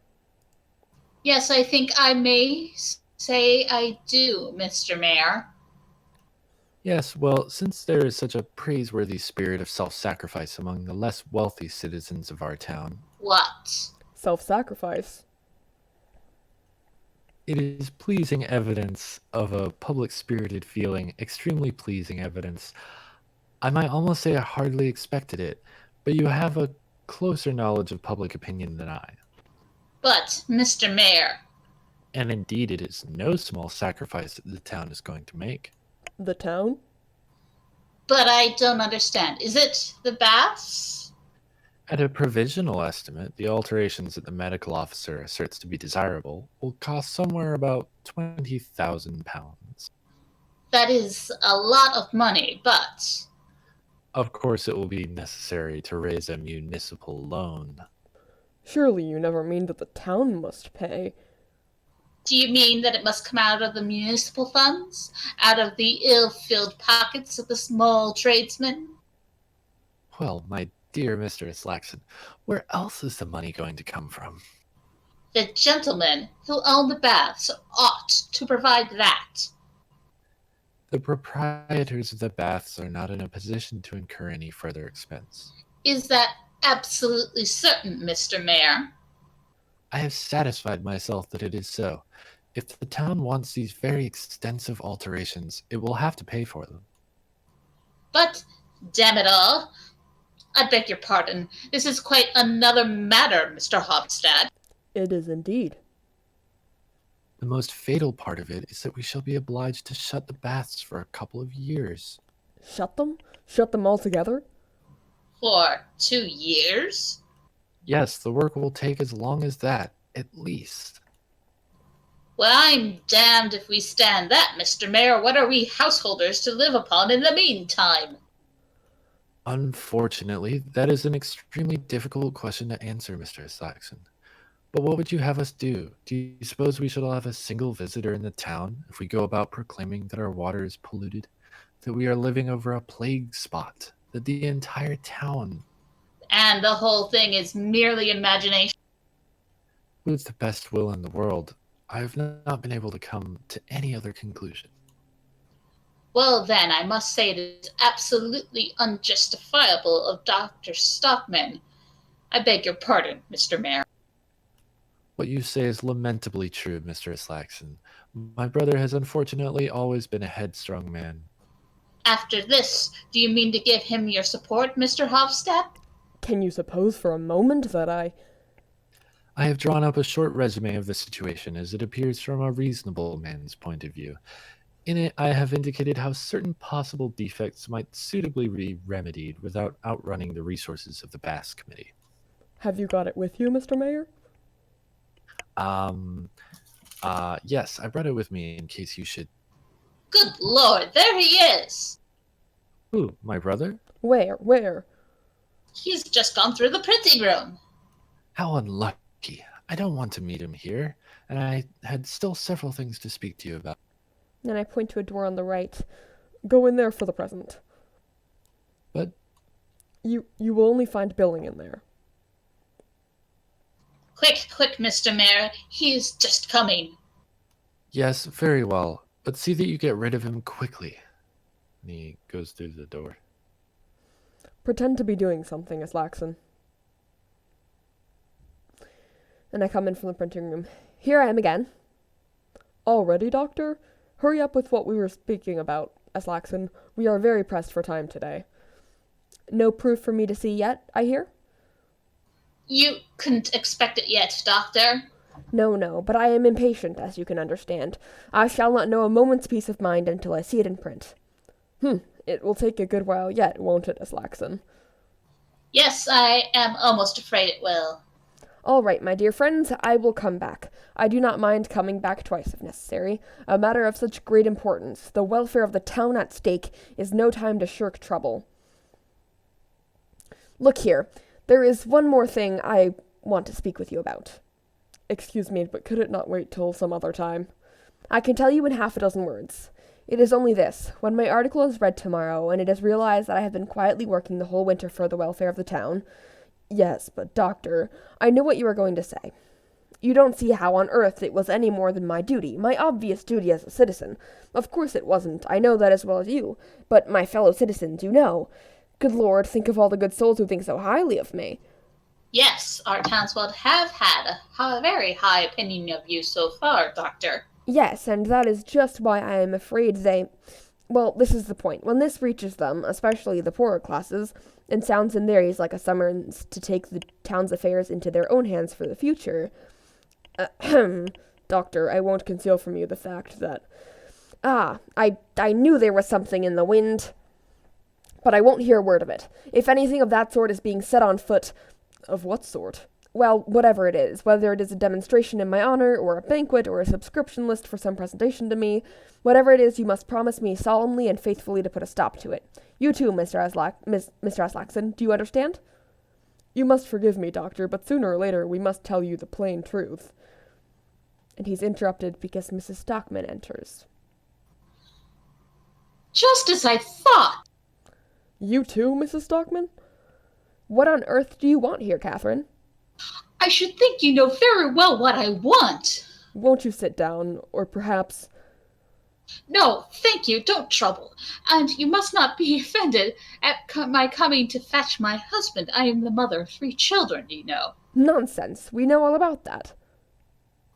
Well, one would not give you credit for much thought for your wife and children today. If you had had that, you would not have gone and dragged us all into misfortune. Are you out of your senses, Catherine? Because a man has a wife and children, is he not allowed to proclaim the truth? Is he not to be allowed to be an actively useful citizen? Is he not to be allowed to do a service to his native town? Yes, Thomas, in reason. And just as what I say, moderation in everything. And that is why you wrong us, Mr. Hofstad, in enticing my husband away from his home, making a dupe of him. No. I am certainly making a dupe of no one.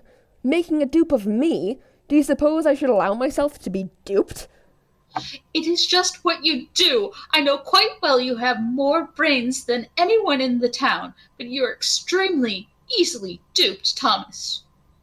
Please do realize he loses his post at the baths if you print what he— What? Look here, Doctor. Just let them try. No, they will take good care not to. I have got the compact majority behind me, let me tell you. Yes, and that is just the worst of it. You're having such a horrid thing behind you. Rubbish, Catherine. Go home and look after your house and leave me to look after the community. How can you be so afraid when I am so confident and happy? Truth and the people will win the fight, you may be certain. I see the whole of the broad-banded middle class marching like a victorious army. What the deuce is that lying there? Good Lord! Ahem. Here we have the topmost pinnacle of authority, and takes the mayor's hat. The mayor's hat? And here is the staff of office, too. How in the name of all that's wonderful— Well, you see— Oh, I understand. He has been here trying to talk you over. He made rather a mistake there, and as soon as he caught sight of me in the printing room— Did he run away, Mr. Aslaxon? Yes, he ran away, Doctor. Ran away without his stick or his— Fiddlesticks! Peter doesn't run away and leave his belongings behind him. But what the deuce have you done with him? Ah, in there, of course. Now you shall see, Catherine. Thomas, please don't. Don't be rash, Doctor. And I've put on the mayor's hat and taken his stick, and I go to the door and I open it, and I stand with my hand to my hat and salute. And Peter Stockman enters, really angry, and Billing follows him. What does this tomfoolery mean? Be respectful, my good Peter. I am the chief authority in the town now. Really, Thomas? Give me my hat and stick. If you are chief constable, let me tell you that I am the mayor. I am the master of the whole town, please understand. Take off my hat, I tell you. Remember, it is part of an official uniform. Do you think the newly awakened lion-hearted people are going to be frightened by an official hat? There's going to be a revolution in the town tomorrow, let me tell you. You thought you could turn me out, but now I shall turn you out. Turn you out of all your various offices. Do you think I cannot? Listen to me. I have triumphant social forces behind me. Hofstede and Billing will thunder in the People's Messenger, and Aslaxon will take the field at the head of the whole Householders Association. That I won't, Doctor. Of course you will. May I ask then if Mr. Hofstede intends to join this agitation? No, Mr. Mayor. No, Mr. Hofstede is not such a fool as to go and ruin his paper and himself for the sake of an imaginary grievance. What does this mean? You have presented your case in a false light, Doctor, and therefore I am unable to give you my support.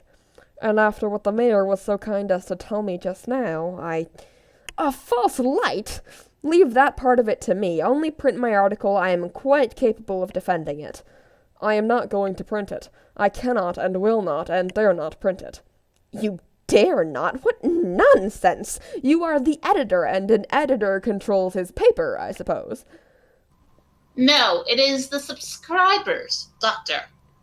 Fortunately, yes. It is the public opinion, the enlightened public, householders and people of that kind. They control the newspapers. And I have all these influences against me? Yes, you have. It would mean the absolute ruin of the community if your article were to appear. Indeed. My hat and stick, if you please. And I take off Your the hat authority. and I put it on the table with the stick, and Peter Stockman takes them. Your authority as mayor has come to an untimely end. We have not got to the end yet. Then it is quite impossible for you to print my article in the People's Messenger?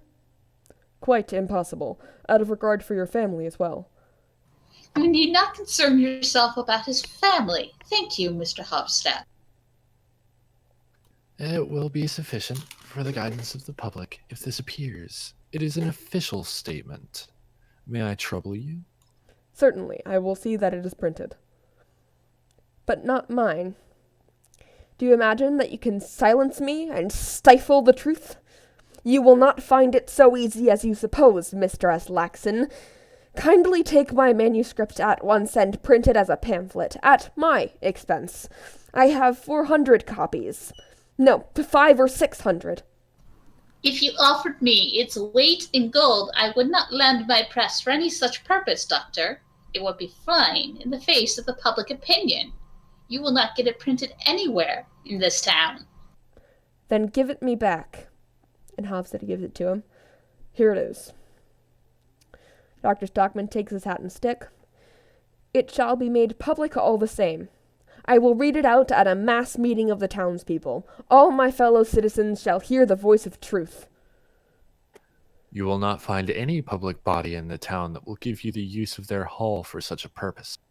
Not a single one, I am certain. No, I'm damned if you will find one. But this is too shameful. Why should everyone turn against you like that?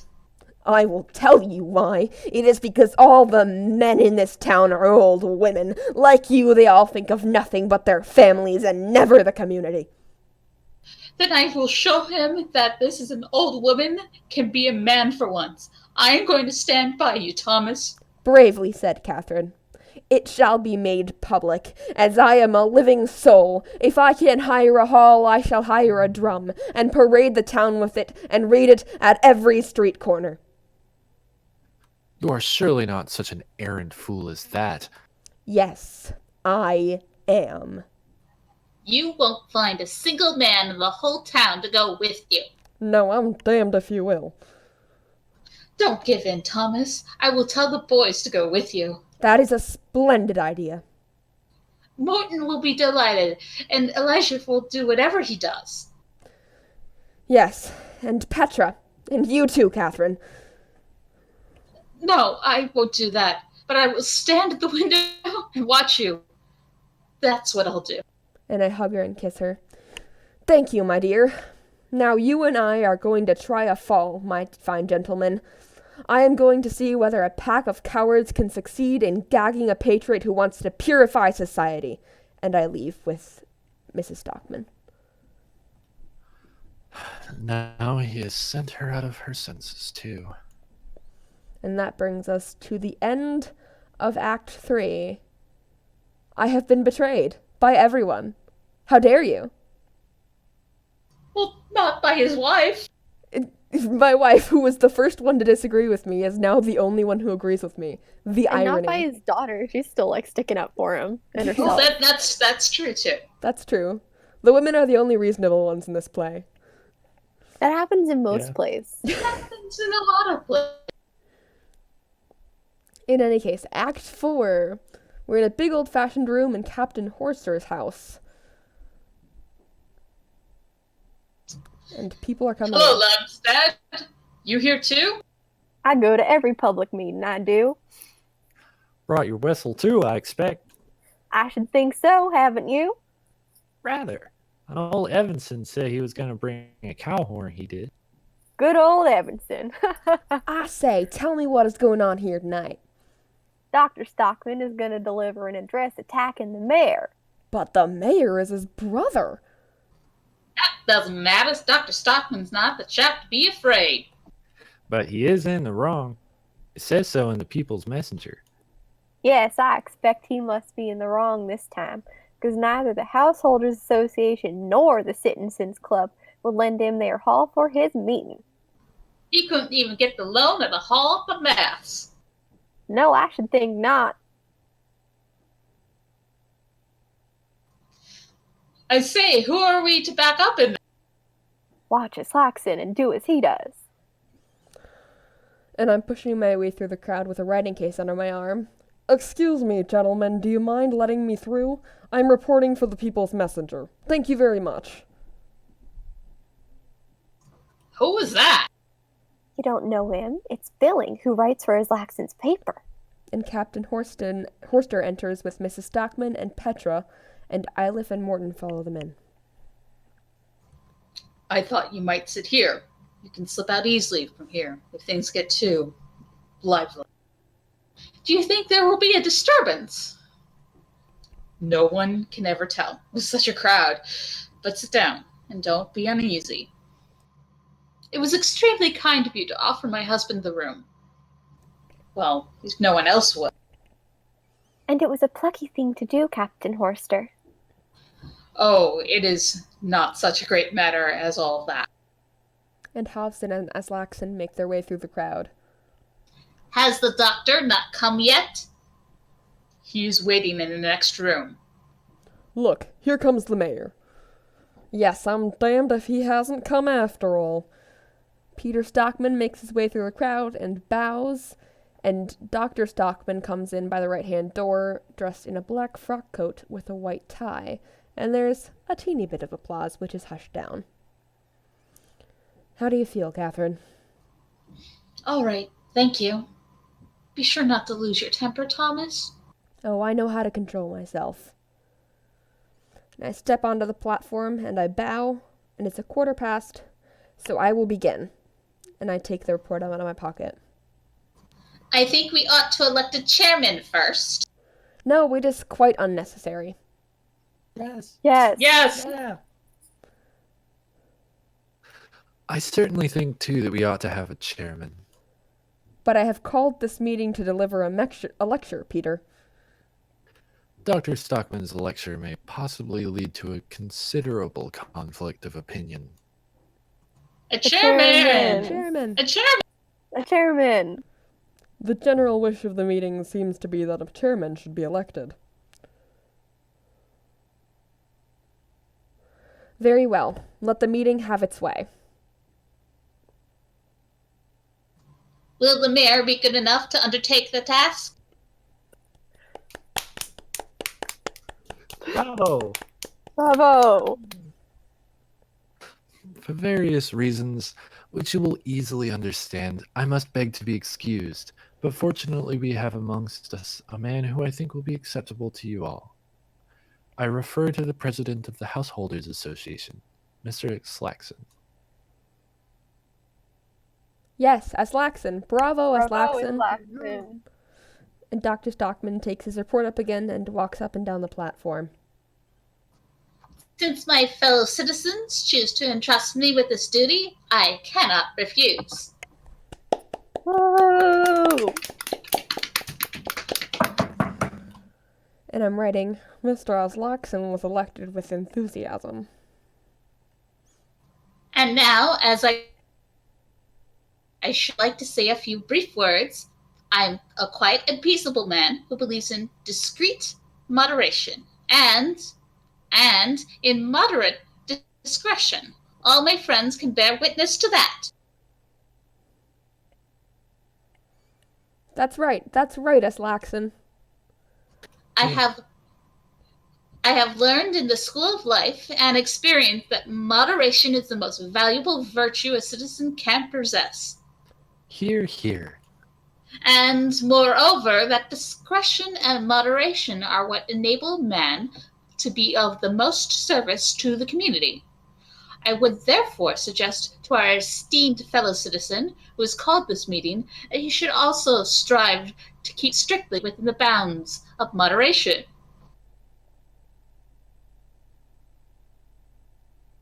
Who cheers for the Moderation Society? Shame! Shh! No interruptions, gentlemen, please. Does anyone wish to make any remarks? Mr. Chairman. The mayor will address the meeting. In consideration of the close relationship in which, as you all know, I stand to the present medical officer of the Baths, I should have preferred not to speak this evening, but my official position with regard to the Baths and my solitude for the vital interests of the town compel me to bring forward a motion.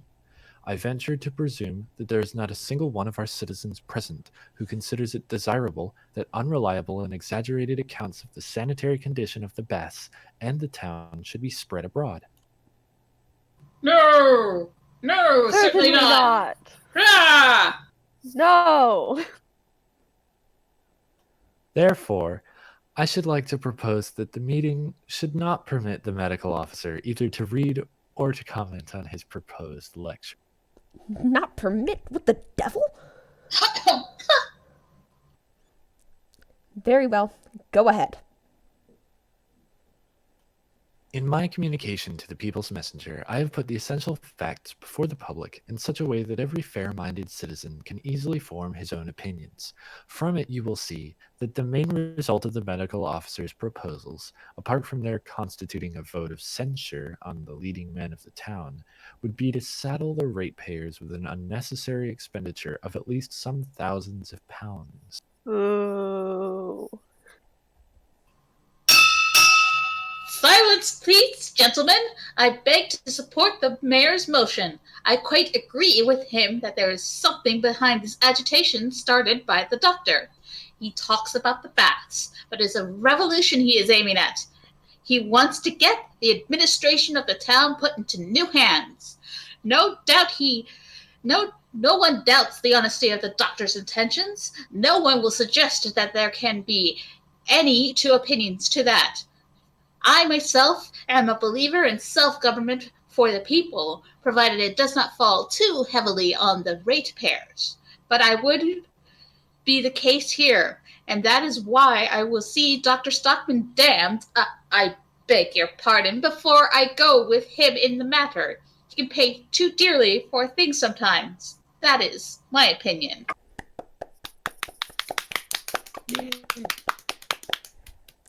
I, too, feel called upon to explain my position. Dr. Stockman's agitation appeared to be gaining a certain amount of sympathy at first, so I supported it as impartially as I could. But presently we had reason to suspect that we had allowed ourselves to be misled by misrepresentation of the state of affairs. Misrepresentation? Well, let us say a not entirely trustworthy representation. The mayor's statement has proved that. I hope no one here has any doubt as to my liberal principles. The attitude of the people's messenger towards important political questions is well known to everyone. But the advice of experienced and thoughtful men has convinced me that in purely local matters a newspaper ought to proceed with a certain caution. I agreed entirely with the speaker. And in the matter before us, it is now an undoubted fact that Dr. Stockman has public opinion against him. Now, what is an editor's first and most obvious duty, gentlemen? Is it not to work in harmony with his readers? Has he not received a sort of tacit mandate to work persistently and assiduously for the welfare of those opinions he represents? Or is it possible I am mistaken in that? No! You are quite right. It has cost me a severe struggle to break with a man in whose house I have been lately a frequent guest, a man who till today has been able to pride himself on the undivided goodwill of his fellow citizens, a man whose only, or at all events whose essential failing, is that he is swayed by his heart rather than his head. That is true! Bravo, Stockman. But my duty to the community obliged me to break with him. And there is another consideration that impels me to oppose him, and, as far as possible, to arrest him on the perilous course he has adopted. That is consideration for his family. Please stick to the water supply and drainage. Consideration, I repeat, for his wife and his children, for whom he has made no provision. Is that us, Mother? Hush! I will now put the mayor's propositions to the vote. There is no necessity. Tonight I have no intention of dealing with all that filth down at the baths. No, I have something quite different to say to you. What is coming now? I am a ratepayer, and therefore I have a right to speak too. And my entire firm, inconceivable opinion is... Be quiet back there. Shh! He's drunk! Turn him out! And they turn him out. Am I allowed to speak?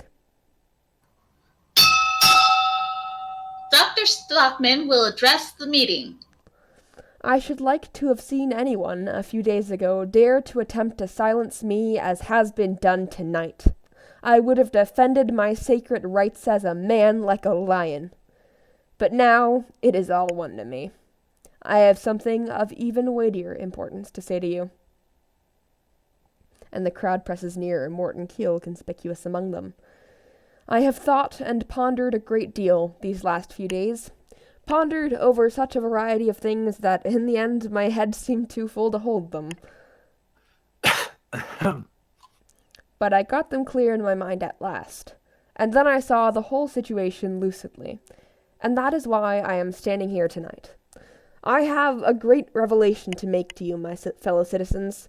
I will impart to you a discovery of a far wider scope than the trifling matter that our water supply is poisoned and our medicinal baths are standing on pestiferous soil. Don't talk about the bass. We won't hear you. None of that. None of that! I have already told you that what I want to speak about is the great discovery I have made lately. The discovery that all the sources of our moral life are poisoned, and that the whole fabric of our civic community is founded on the pestiferous soil of falsehood. What is that he says? I call upon the speaker to moderate his language. I have always loved my native town as a man only can love the home of his youthful days. I was not old when I went away from here, and exile, longing, and memories cast, as it were, an additional halo over both the town and its inhabitants. And there I stayed, for many years, in a horrible hole far away up north. When I came into contact with some of the people that lived scattered about among the rocks, I often thought it would have been more service to the poor, half-starved creatures if a veterinary doctor had been sent up there instead of a man like me. I'm damned if I've ever heard. It's an insult to a respectable population. Wait a bit. I do not think anyone will charge me with having forgotten my native town up there. I was like one of the eider ducks brooding on its nest, and what I hatched was the plans for these baths. And then, when fate at last decreed for me the great happiness of coming home again, I assure you, gentlemen, I thought I had nothing more in the world to wish for. Or rather, there was one thing I wished for, eagerly, untiringly, ardently, and that was to be able to be of service to my native town and the good of the community. You chose a strange way of doing it. And so, with my eyes blinded to the real facts, I reveled in happiness. But yesterday morning, no, to be precise, it was yesterday afternoon, the eyes of my mind were opened wide, and the first thing I realized was the colossal stupidity of the authorities. Mr. Chairman. By virtue of my authority... It is a petty thing to catch me up on a word, Mr. Aslaxon. What I mean is only that I got scent of the unbelievable piggishness our leading men had been responsible for down at the baths. I can't stand leading men at any price. I have had enough of such people in my time. They are like billy goats on a young plantation. They do mischief everywhere. They stand in a free man's way whichever way he turns, and what I should like best would be to see them exterminated like any other vermin. Rabble, rabble, rabble, rabble. Mr. Chairman, can we allow such expressions to pass? Doctor! I cannot understand how it is that I have only now acquired a clear conception of what these gentry are, when I had almost daily before my eyes in this town such an excellent specimen of them. My brother Peter, slow-witted and hidebound in prejudice. Rabble, rabble. Is it me he is talking about? My name's Peterson, all right, but devil take me if I... Hey, Turn out that drunken man. Yeah! Leave him. Who is that person? I don't know who he is, Mr. Mayor. He doesn't belong here. I expect he's a navvy from over at... He obviously had too much beer. Proceed, Doctor, but please strive to be moderate in your language. Very well, gentlemen. I will say no more about our leading men. And if anyone imagines from what I have just said that my object is to attack these people this evening, he is wrong. Absolutely wide of the mark.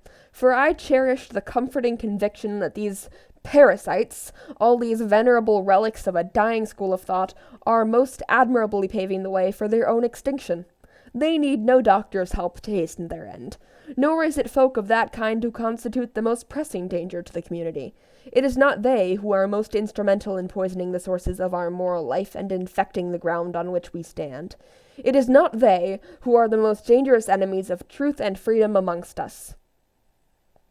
Who is it? Who? Who is it? You may depend upon it. I shall name them. That is precisely the great discovery I made yesterday. The most dangerous enemy of truth and freedom amongst us is the compact majority. Yes, the damned compact liberal majority. That is it. Now you know. Bravo, bravo, bravo, Rabble, rabble, Rabble, rabble, rabble. As chairman, I call upon the speaker to withdraw the ill-considered expressions that he has just used. Never, Mr. Aslaxon. It is the majority in our community that denies me my freedom and seeks to prevent my speaking the truth. The majority always has right on its side. And truth, too, by God. The majority never has right on its side. Never, I say. That is one of these social lies against which an independent, intelligent man must wage war. Who is it that constitute the majority of the population in a country? Is it the clever folk or the stupid? I don't imagine that you will dispute the fact that at present the stupid people are in an absolutely overwhelming majority all the world over, but good Lord, you can never pretend that it is right that the stupid folk should govern the clever ones. Ah!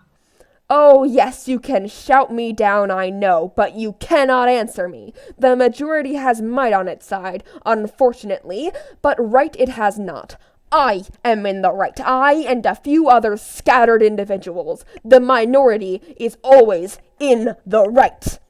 Rebel, rebel, rebel, Rabble. rebel, rabble, rebel, rabble, rebel. rabble. Aha, so Dr. Stockman has become an aristocrat since the day before yesterday. I have already said that I don't intend to waste a word on the puny, narrow-chested, short-winded crew whom we are leaving astern. Pulsating life no longer concerns itself with them. I am thinking of the few, the scattered few amongst us who have absorbed new and vigorous truths. Such men stand, as it were, at the outposts, so far ahead that the compact majority has not yet been able to come up with them. And there they are, fighting for truths that are too newly born in the world of consciousness to have any considerable number of people on their side as yet. So the doctor is a revolutionary now. Good heavens, of course I am, Mr. Hovsted. I propose to raise a revolution against the lie that the majority has the monopoly of the truth. What sort of truths are they that the majority usually supports? They are truths that are of such advanced age that they are beginning to break up. And if a truth is as old as that, it is also in a fair way to become a lie, gentlemen. Yes, believe me or not as you like, but truths are by no means as long-lived at Methuselah as some folk imagine.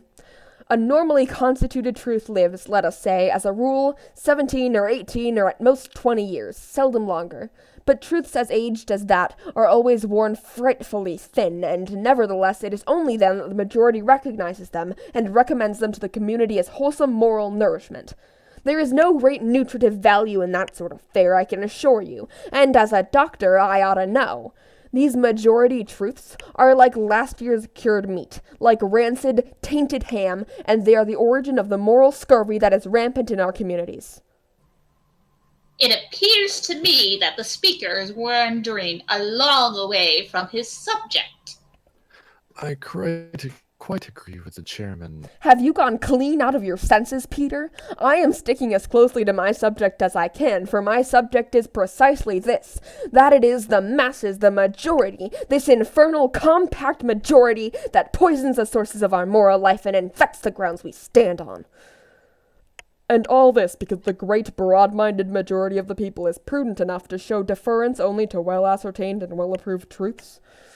Ah, my good Mr. Hovsted, don't talk nonsense about well-ascertained truths. The truths of which the masses now approve are the very truths that the fighters at the outposts held to in the days of our grandfathers. We fighters at the outposts nowadays no longer approve of them, and I do not believe there is any other well-ascertained truth except this, that no community can live a healthy life if it is nourished only on such old, marrowless truths.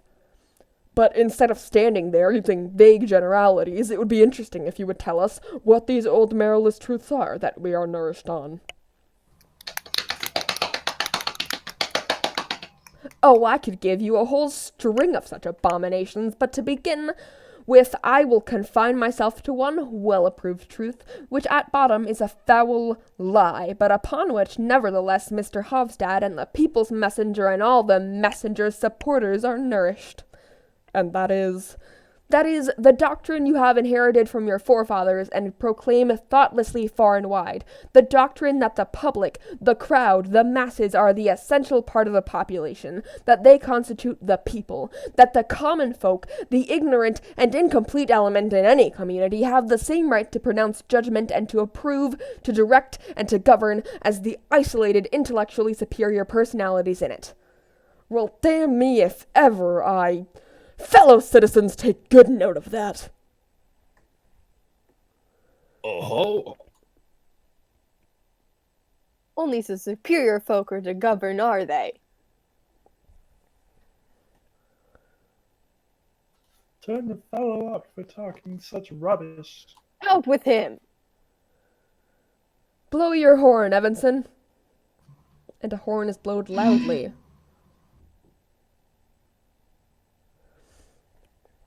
Be reasonable. Can't you stand hearing the voice of truth for once? I don't in the least expect you to agree with me all at once, but I must say I did expect Mr. Hovsted to admit I was right when he had recovered his composure a little. He claims to be a free thinker. Free thinker, did he Free say? thinker? Prove it, Dr. Stockman. When have I said so in print? No, confound it, you are right. You have never had the courage to. Well, I won't put you in a hole, Mr. Hovsted. Let us say it is I that am the freethinker then. I am going to prove to you, scientifically, that the people's messenger leads you by the nose in a shameful manner when it tells you that the common people, the crowd, the masses are the real essence of the people. That is only a newspaper lie, I tell you. The common people are nothing more than the raw material of which a people is made. Well, isn't that the case? Isn't there an enormous difference between a well-bred and an ill-bred strain of animals? Take, for instance, a common barn-door hen. What sort of eating do you get from a shriveled-up old scrag of a fowl like that? Not much, do you? And what sort of eggs does it lay? A fairly good crow or a raven can lay pretty nearly as good an egg. But take a well-bred Spanish or Japanese hen, or a good pheasant or a turkey. Then you will see the difference. Or take the case of dogs, with whom humans are on such intimate terms. Think first of an ordinary common cur. I mean one of the horrible, coarse-haired, low-bred curs that do nothing but run about the streets and befoul the walls of the houses. Compare one of these curs with a poodle whose sires for many generations have been bred in a gentleman's house, where they have had the best of food and had the opportunity of hearing soft voices and music. Do you not think that the poodle's brain is developed to quite a different degree from that of the cur? Of course it is. It is puppies of well-bred poodles like that showmen train to do incredibly clever tricks, things that a common cur could never learn to do even if it stood on its head. Are you making us out to be dogs now? We are not animals, Doctor. Yes, but bless my soul we are, my friend. It is true that we are the finest animals anyone could wish for, but even among us, exceptionally fine animals are rare. There is a tremendous difference between poodlemen and curmen, and the amusing part of it is that Mr. Halstead quite agrees with me as long as it is a question of four-footed animals.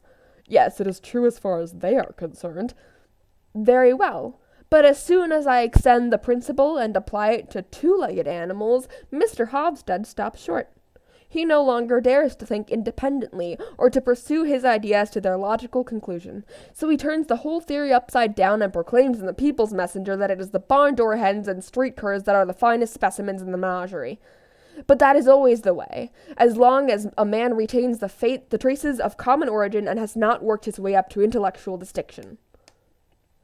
I lay no claim to any sort of distinction. I am the son of humble country folk, and I am proud that the stock I come from is rooted deep among the common people he insults. Bravo! Bravo! Bravo!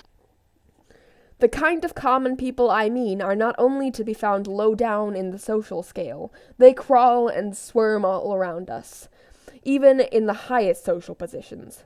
You have only to look at your own fine, distinguished mayor. My brother Peter is every bit as plebeian as anyone that walks in two shoes. I protest against personal allusions of this kind.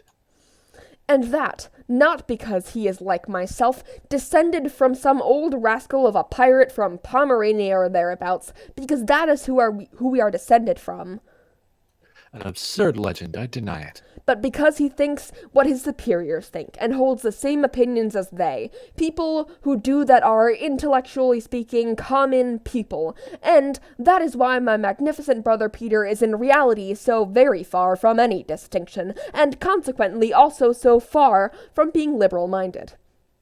Mr. Chairman. So it is only the distinguished men that are liberal-minded in this country. We are learning something quite new. Yes, that is part of my new discovery too.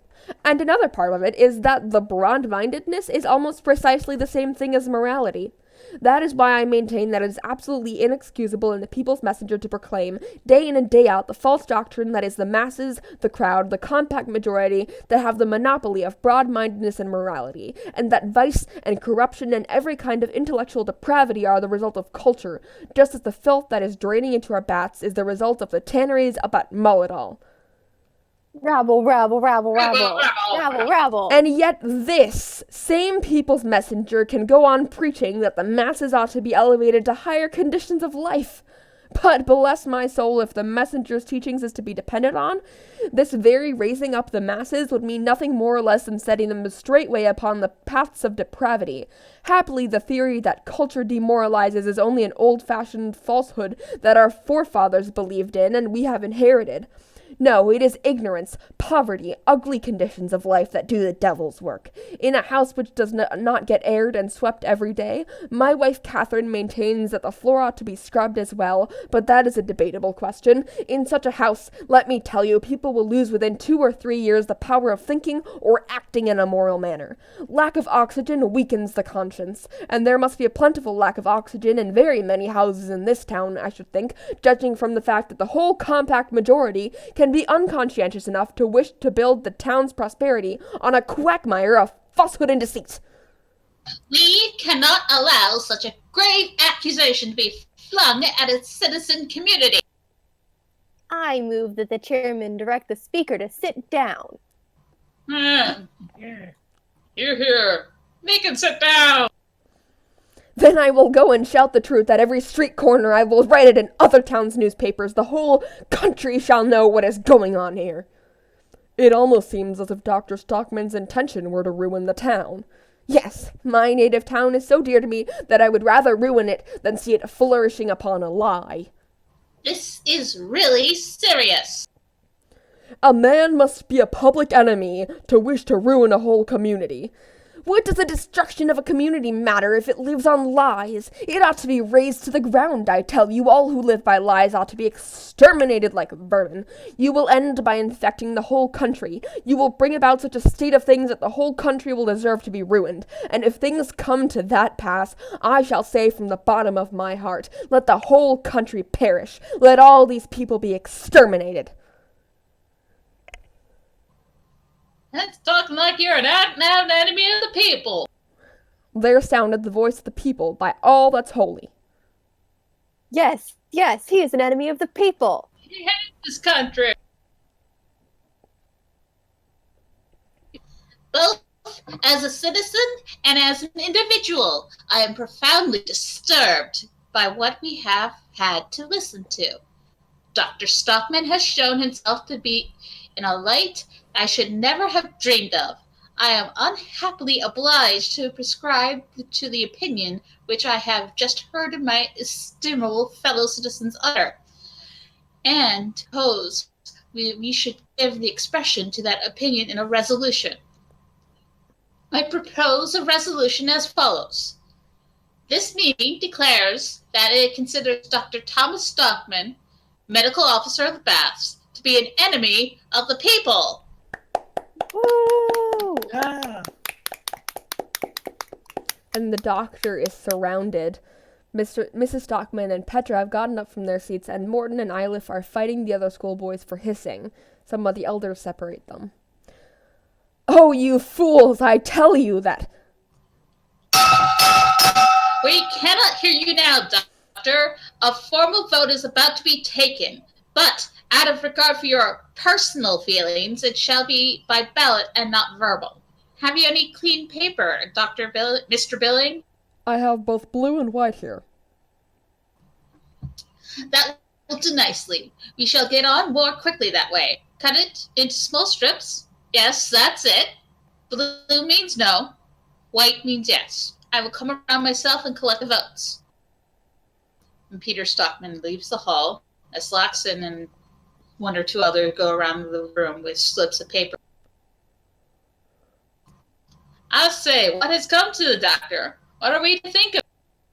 Oh, you know how headstrong he is. Billin, you go to their house. Have you ever noticed if the fellow drinks? Well, I'm hanged if I know what to say. There are always spirits on the table when you go. I rather think he goes quite off his head sometimes. I wonder if there are any madness in his family. I shouldn't wonder if there were. No, it is nothing more than sheer malice. He wants to get even with somebody for something or other. Well, certainly he suggested a rise in his salary on one occasion lately and did not get it. Ha!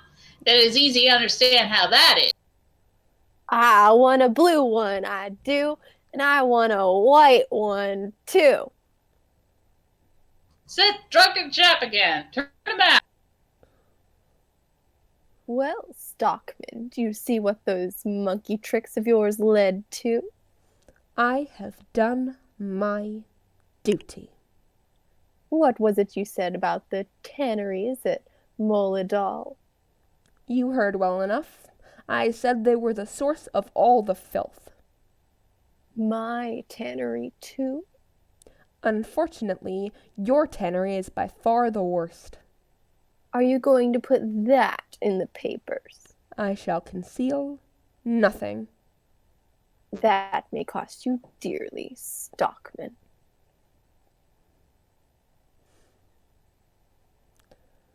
Well, Captain, so you lend your house to enemies of the people?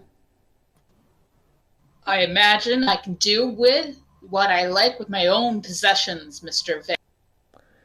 Then you can have no objection to my doing the same with mine. What do you mean, sir? You will hear from me in the morning. And he walks away. Was that not your owner, Captain Horster? Yes, that was Mr. Vic, the ship owner. Gentlemen, allow me to announce the result. By the votes of everyone here except one person, That is the drunk chap. by the votes of everyone here except a tipsy man, this meeting of citizens declares Dr. Thomas Stockman to be an enemy of the people. Woo! 3 cheers for our ancient and honorable citizen community. Woo! 3 cheers for our able and energetic mayor who has so loyally suppressed the promptings of family feeling. Yeah. This meeting is dissolved. 3 cheers for the chairman! 3 cheers for Alaskan! Hurrah! My hat and coat, Petra. Captain, have you room on your ship for passengers to the New World? For you and yours, we will make room, Doctor. Good. Come, Catherine, come, boys. Thomas, dear, let us go out by the back way. No back ways for me, Catherine. You will hear more of this enemy of the people before he shakes the dust off his shoes upon you. I am not so forgiving as a certain person. I do not say I forgive you, for ye know not what you do. That is a blasphemous comparison, Dr. Stockman. It is, by God! It's dreadful for an earnest man to listen to. He threatens us now, does he? Let's go and break his windows! Dunk him in the ford! Blow your horn, Evanson, pip-pip! And there's horn blowing, hisses, and wild cries. Dr. Stockman goes out through the hall with his family, and Horster is elbowing a wave. Enemy of the people! Enemy of the people! Enemy of the people! Well, I'm damned if I go and drink toddy with the Stockmans tonight. And the crowd presses towards the exit. Enemy of the people! And that brings us to the end of Act 4 and to Act 5, which I believe is our last act. And I think at this juncture we're going to take just a quick 5-minute intermission, if that is okay with everyone. Sounds good. Okay. Let's do that then. Yeah, I love the sound effects. What is that? Yeah, it's great. It's a water bottle, a aluminum water bottle. I was like, oh, I need a belt. What do I have? That's brilliant. Oh my God, I love that's it. amazing. Love it. Okay, quick 5-minute intermission, then we will be back.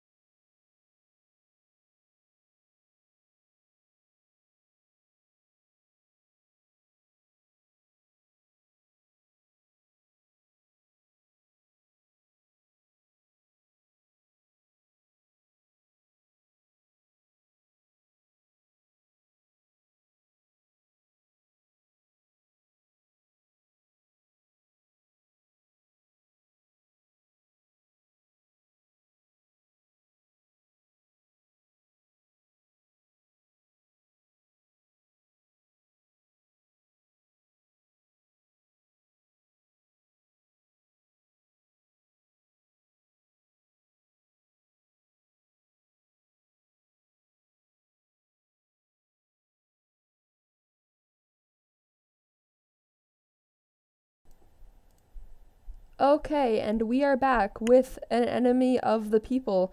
Dr. Stockman has just been declared an enemy of the people and has escaped from the town meeting which he called and was then subsequently booed out of.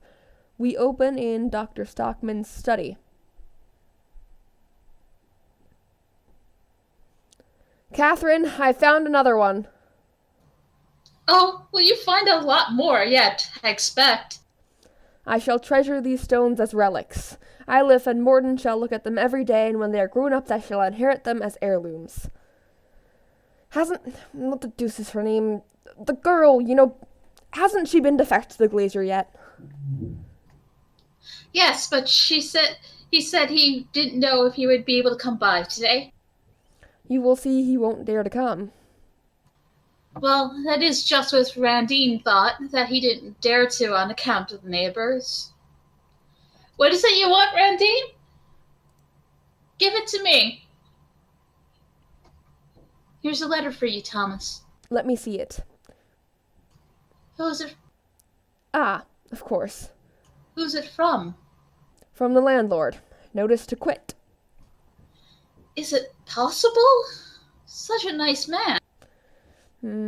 Does not dare to do otherwise, he says. Doesn't like doing it, but dare not do otherwise, on account of his fellow citizens, out of regard for public opinion. Is in a dependent position, dares not offend certain influential men. There, you see, Thomas. Yes, I see well enough. The whole lot of them in the town are cowards. Not a man among them dares do anything for fear of the others. But it doesn't matter to us, Catherine. We are going to sail away to the New World and... But, Thomas, are you sure we are well advised to take this step? Are you suggesting that I should stay here, where they have pilloried me as an enemy of the people, branded me, broken my windows? And just look here, Catherine. They have torn a great rent in my black trousers, too. Oh, dear, and they are the best pair you have got. You should never wear your best trousers when you go out to fight for freedom and truth. It is not that I care so much about the trousers, You can always sew them up again for me. But that the common herd should dare to make this attack on me as if they were my equals, that is what I cannot for the life of me swallow. There is no doubt they have behaved very ill towards you, Thomas, but this is sufficient reason for our leaving our native country for good and all. If we went to another town, do you suppose we would not find the common people just as insolent as they are here? Depend upon it, there is not much to choose between them. Oh well, let the curs snap. That is not the worst part of it. The worst is that from one end of this country to the other, every man is the slave of his party. Although as far as that goes, I dare say it is not much better in the Free West either. The compact majority and liberal opinion, and all that infernal old bag of tricks are probably rampant there too. But there things are done on a larger scale, you see. They may kill you, but they won't put you to death by slow torture. They don't squeeze a man's free soul in a vice as they do here, and if need be, one can live in solitude. If only I knew where there was a virgin forest or a small South Sea island for sale cheap. But think of the boys, Thomas. What a strange woman you are, Catherine. Would you prefer to have the boys grow up in a society like this? You saw for yourself last night that half the population are out of their minds, and if the other half have not lost their senses, it is because they are mere brutes with no sense to lose.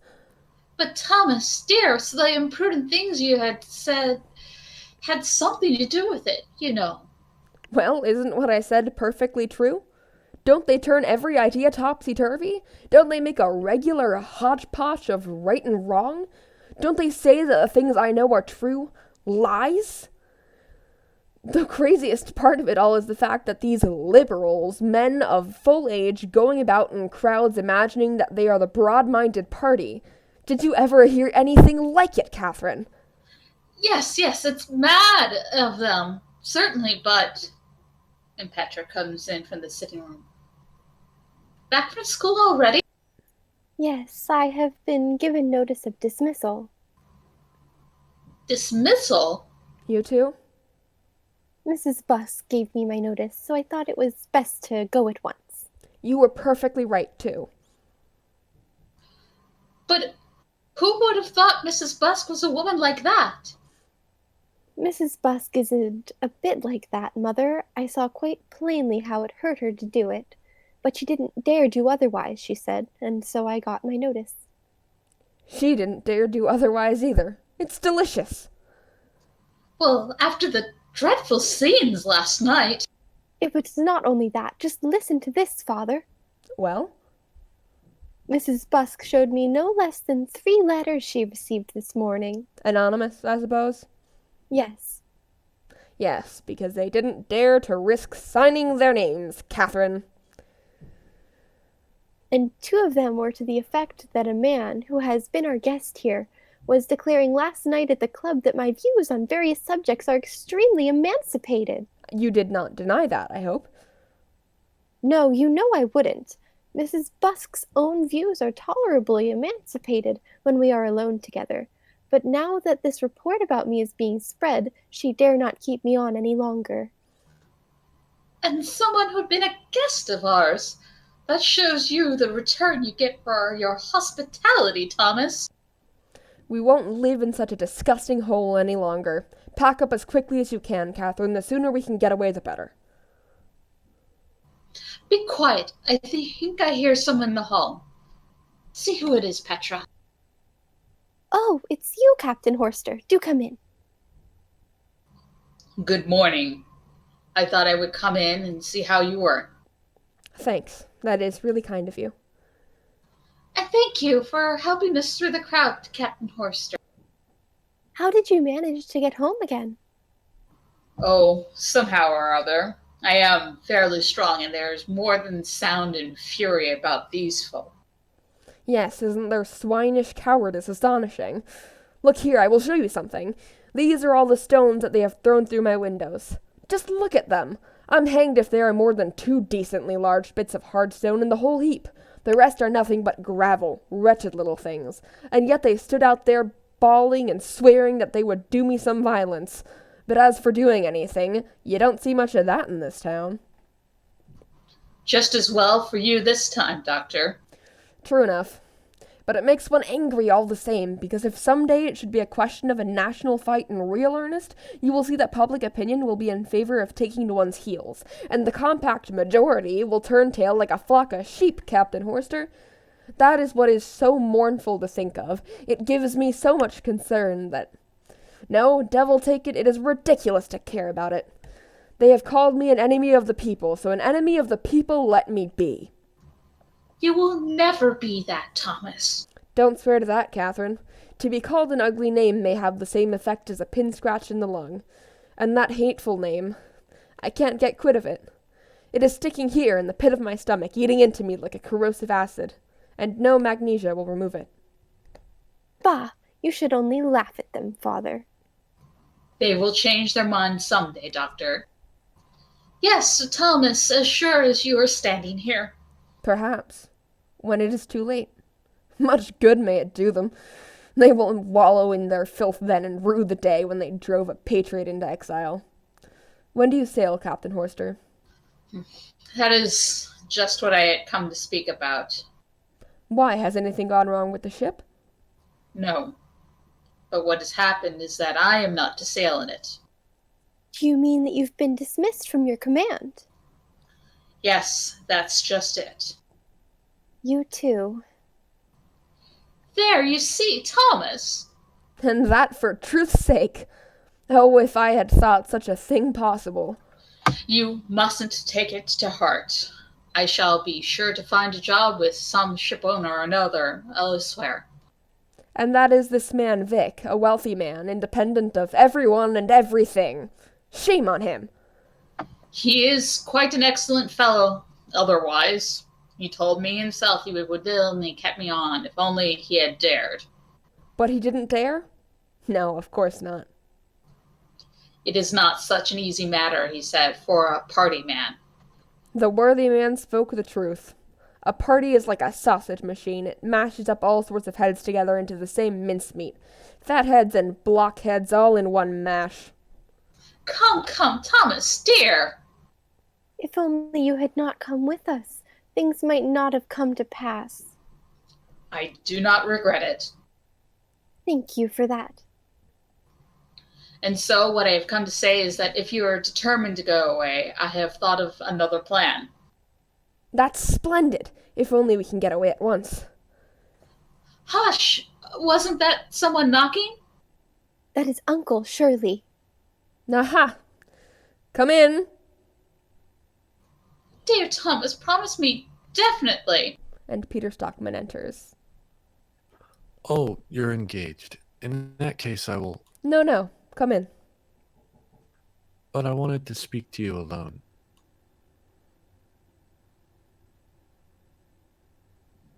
We will go into the sitting room in the meanwhile. And I will look in later. No, go in there with them, Captain Horster. I want to hear more about... Very well, I will wait then. And he follows Mrs. Stockman and Petra into the sitting room. I dare say you find it rather draughty here today. Put your hat on. Thank you, if I may. I think I caught a cold last night. I stood and shivered. Really? I found it warm enough. I regret that it was not in my power to prevent those excesses last night. Have you anything in particular to say to me besides that? I have this document for you from the Baths Committee. My dismissal? Yes, dating from today. It gives us pain to do it, but to speak frankly, we dared not do otherwise on account of public opinion. Dared not? I seem to have heard that word before today. I must beg you to understand your position clearly. For the future, you must not count on any practice whatever in the town. Devil take the practice. But why are you so sure of that? The Householders Association is circulating a list from house to house. All right-minded citizens are being called upon to give up employing you, and I can assure you that not a single head of a family will risk refusing his signature. They simply dare not. No, I don't doubt it. But what then? If I might advise you, it would be best to leave the place for a little while. Yes, the propriety of leaving the place has occurred to me. Good. And then, when you have had 6 months to think things over, if, after mature consideration, you can persuade yourself to write a few words of regret, acknowledging your error. I might have my appointment restored to me, do you mean? Perhaps. It is not at all impossible. But what about public opinion, then? Surely you would not dare to do it on account of public feeling.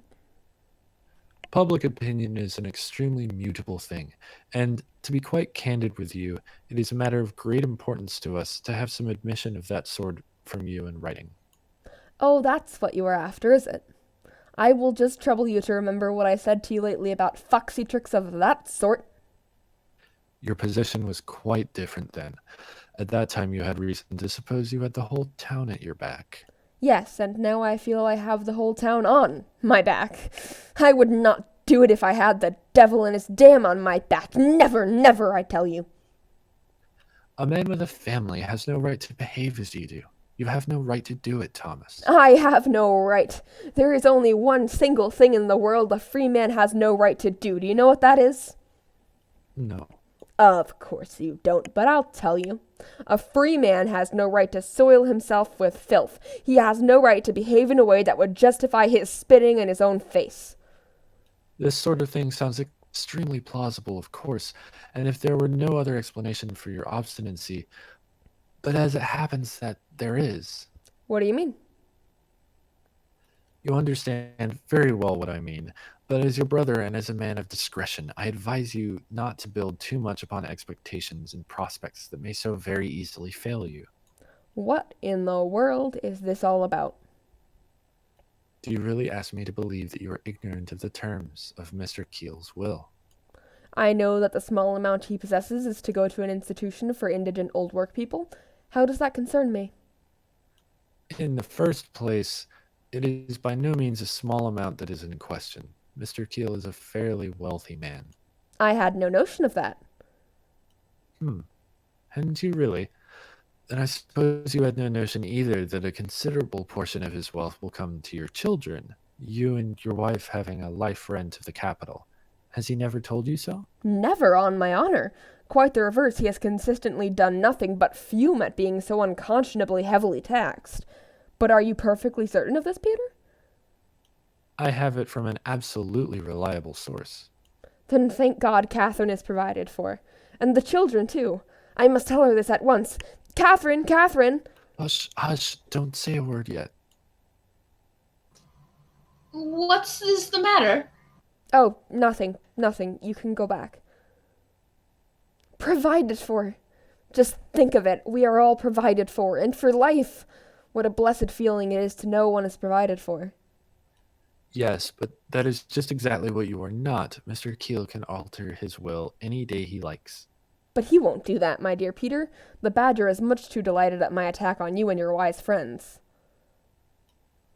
Ah, that throws a light on various things. What things? I see the whole thing was a combined maneuver on your part and his. These violent, reckless attacks that you have made against the leading men of the town, under the pretense that it was in the name of truth. What about them? I see that they were nothing else than the stipulated price for that vindictive old man's will. Peter, you are the most disgusting plebeian I have ever met in my life. All is over between us. Your dismissal is irrevocable. We have a weapon against you now. For shame, for shame. Catherine, you must have the floor scrubbed after him. Let, what's her name? Devil take it, the girl who has always got soot on her nose. Hush, Thomas, be quiet. Father, grandfather is here, asking if he may speak to you alone. Certainly he may. Come in, Mr. Keel. And Morton Keel comes in, and I shut the door. What can I do for you? Won't you sit down? I won't sit. You look very comfortable here today, Thomas. Yes, don't we? Very comfortable. Plenty of fresh air. I should think you've got enough today of that oxygen you were talking about yesterday. Your conscience must be in splendid order today, I should think. It is. So I should think. And he taps on his chest. Do you know what I have got here? A good conscience, too, I hope. Bah! No, it is something better than that. And he pulls out a packet of papers. Shares in the baths? They were not difficult to get today. And you have been buying? As many as I could pay for. But, my dear Mr. Keel, consider the state of the bath's affairs. If you behave like a reasonable man, you can soon set the baths on their feet again. Well, you can see for yourself that I have done all I can, but they are all mad in this town. You said yesterday that the worst of this pollution came from my tannery. If that is true, then my grandfather and my father before me, and I myself, for many years past, have been poisoning the town like 3 destroying angels. Do you think I am going to sit quiet under that reproach? Unfortunately, I am afraid you will have to. No, thank you. I am jealous of my name and reputation. They call me the Badger, I am told. A badger is a kind of pig, I believe, but I am not going to give them the right to call me that. I mean to live and die a clean man. And how are you going to set about it? You shall cleanse me, Thomas. I? Do you know what money I have brought these shares with? No, of course you can't know, but I will tell you. It is the money that Catherine and Petra and the boys will have when I am gone, because I have been able to save a little bit after all, you know. And you have gone and taken Catherine's money for this? Yes, the whole of the money is invested in the baths now. And now I just want to see whether you are quite stark, staring mad, Thomas. If you still make out that these animals and other nasty things of that sort come from my tannery, it will be exactly as if you were to flay broad strips of skin from Catherine's body and Petra's and the boys, and no decent man would do that unless he were mad. Yes, but I am mad. I am mad. You cannot be so absurdly mad as all that, when it is a question of your wife and children. Why wouldn't you consult me about it before you went and bought all that trash? What is done cannot be undone. If only I were not so certain about it. But I am absolutely convinced that I am right. If you stick to your mad idea, this won't be worth much, you know. But hang it all! It might be possible for science to discover some prophylactic, I should think, or some antidote of some kind. To kill these animals, do you mean? Yes, or to make them innocuous. Couldn't you try some ratsbane? Don't talk nonsense. They all say it is only imagination, you know. Well, let it go at that. Let them have their own way about it. Haven't the ignorant, narrow-minded curs reviled me as an enemy of the people? And haven't they been ready to tear the clothes off my back, too? And broken all your windows to pieces. And then there is my duty to my family. I must talk it over with Catherine. She's great on those things. That is right. Be guided by a reasonable woman's advice. To think you could do such a preposterous thing, risking Catherine's money in this way and putting me in such a horribly painful dilemma. When I look at you, I think I see the devil himself. Then I had better go. But I must have an answer from you before 2 o'clock. Yes or no? If it is no, then the shares go to a charity, and that this very day. And what does Catherine get? Not a halfpenny. And Hovsten and Alaskan make their appearance. Look at those two. What the devil? Have you actually the face to come into my house? Certainly. We have something to say to you, you see.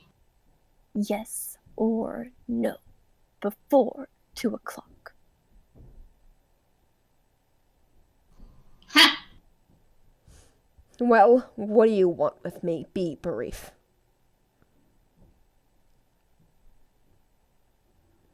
I can quite understand that you were annoyed with us for our attitude at the meeting yesterday. Attitude, do you call it? Yes, it was a charming attitude. I call it weak, womanish, damnably shameful. Call it what you like. We could not do otherwise. You dared not do otherwise? Isn't that it? Well, if you like to put it that way. But why did you not let us have word of it beforehand? Just a hint to Mr. Hofstad or me. A hint? Of what? Of what was behind it all. I don't understand you in the least. Oh, yes you do, Dr. Stockman. It is no good making a mystery of it any longer. What the devil do you both mean? May I ask if your father-in-law is not going around the town, buying up all the shares in the bath? Yes, he has been buying Bath shares today, but... It would have been more prudent to get someone else to do it, someone less nearly attached to you. And you should not have let your name appear in the affair. There was no need for anyone to know that the attack on the Baths came from you. You ought to have consulted me, Dr. Stockman. Are such things conceivable? Are such things possible? Evidently, they are, but it is better to use a little finesse, you know. And it is much better to have several persons in a thing of that sort, because the responsibility of each individual is lessened when there are others with him. Come to the point, gentlemen. What do you want? Perhaps Mr. Hofstad had better. No, you tell him, Aslaxon. Well, the fact is that now we know the bearings of the whole affair. We think you might venture to put the People's Messenger at your disposal. Do you dare do that now? What about public opinion? Are you not afraid of a storm breaking upon our heads?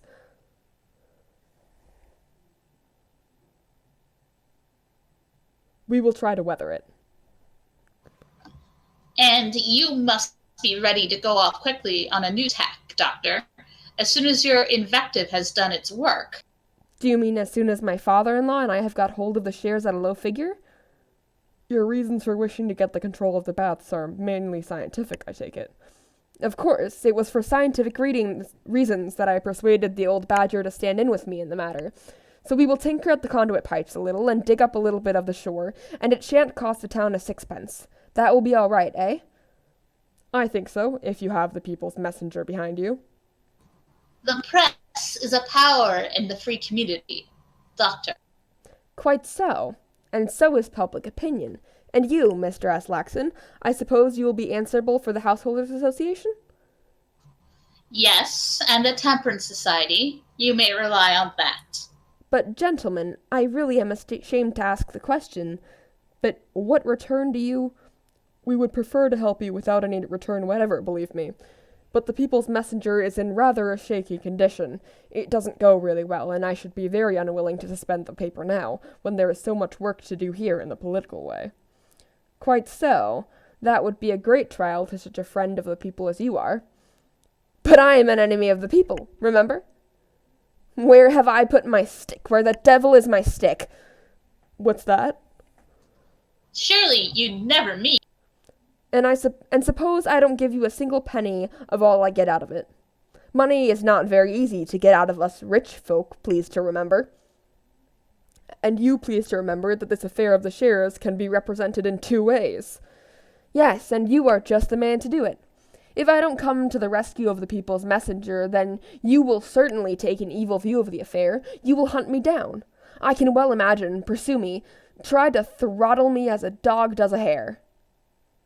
It is a natural law. Every animal must fight for its own livelihood. And get its food where it can, you know. Then you go and look for yours in the gutter, because I am going to show you which is the strongest animal of us 3. And I find an umbrella and I branch it above my head. Ah, now! You surely are not going to use violence. Take care what you are doing with that umbrella. Out of the window with you, Mr. Hovstad. Are you quite mad? Out of the window, Mr. Aslaxon. Jump, I tell you. You will have to do it sooner or later. Moderation, Doctor. I am a delicate man. I can stand so little. Help! Help! And Mrs. Stockman, Petra, and Horster come in from the sitting room. Good gracious, Thomas, what is happening? Jump out, I tell you! Out into the gutter! An assault on an unoffending man! I call you to witness, Captain Horster! And he hurries out. If only I knew the way out of here. Control yourself, Thomas. Upon my soul, they have escaped after all. What do they want you to do? I will tell you later on. I have something else to think about now. Look there, Catherine. What is written there? 3 big no's. What does that mean? I will tell you that later, too. There, Petra. Tell Sooty Face to run over to the Badgers with that as quickly as she can. Hurry up!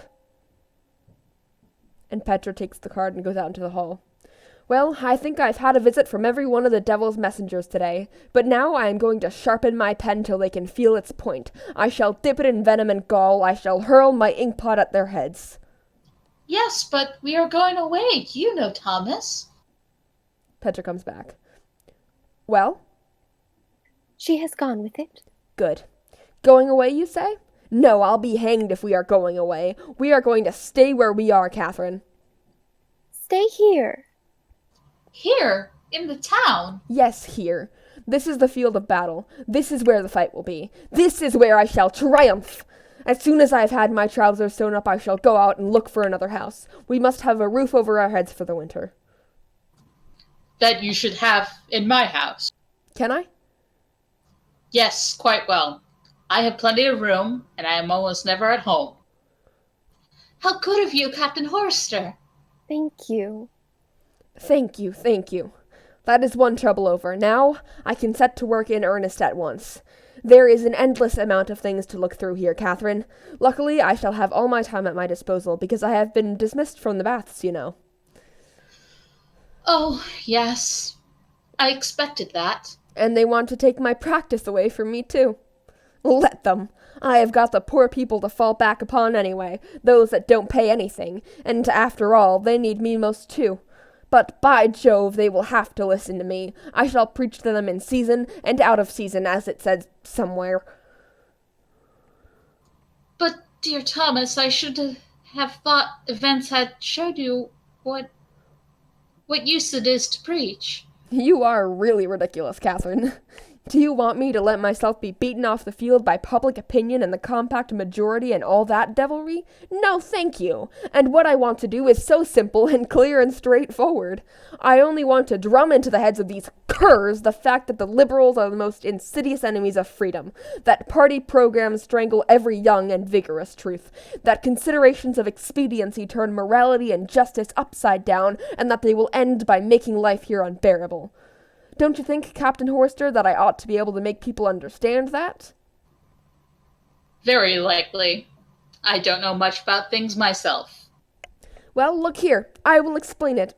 It is the party leaders that must be exterminated. A party leader is like a wolf, you see, like a voracious wolf. He requires a certain number of smaller victims to prey upon each year if he has to live.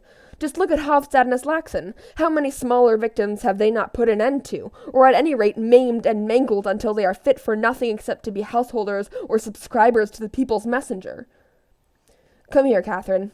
Look how beautifully the sun shines today, and this lovely spring air I'm drinking in. Yes, if only we could live on sunshine and spring air, Thomas. Oh, you will have to pinch and save a bit. Then we shall get along. That leaves me very little concern. What is much worse is that I know of no one who is liberal-minded and high-minded enough to venture to take up my work after me. Don't think about that, Father. You have plenty of time before you. Hello, here are the boys already. And Ylif and Morton enter from the sitting room. Have you gotten a holiday?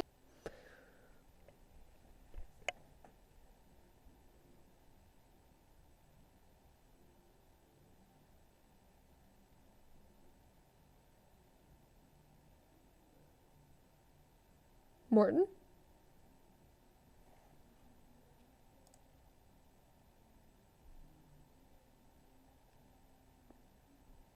Oh, my bad. No, but we were fighting with the other boys between lessons. That isn't true. It was the other boys who were fighting with us. Well, and then Mr. Rorland said we had better stay at home for a day or two. I have it, by Jove! You shall never set foot in the school again! No more school! But, Thomas! Never, I say. I will educate you myself. That is to say, you shan't learn a blessed thing. Hooray! But I will make liberal-minded and high-minded men of you. You must help me with that, Petra. Yes, Father. You may be sure I will.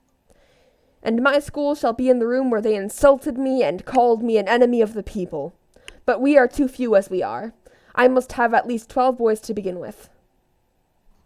You will certainly never get them in this town. We shall.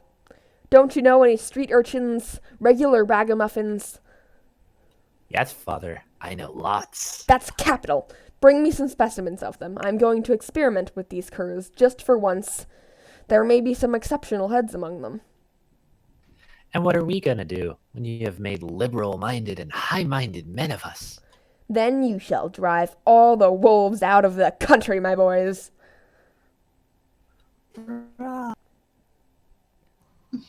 Let us hope it won't be the wolves that will drive you out of the country, Thomas. Are you out of your mind, Catherine?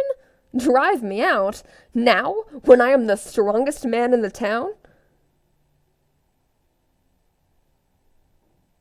The strongest now?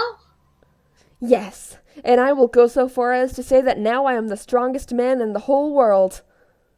I say. Hush! You mustn't say a thing about it yet, but I have made a great discovery. Another one? Yes. It is this, let me tell you, that the strongest man in the world is he who stands most alone. Oh, Thomas, Thomas. Father. And that is the end of an enemy of the people.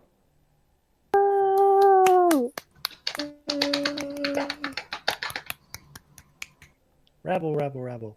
Rebel, rebel, rebel.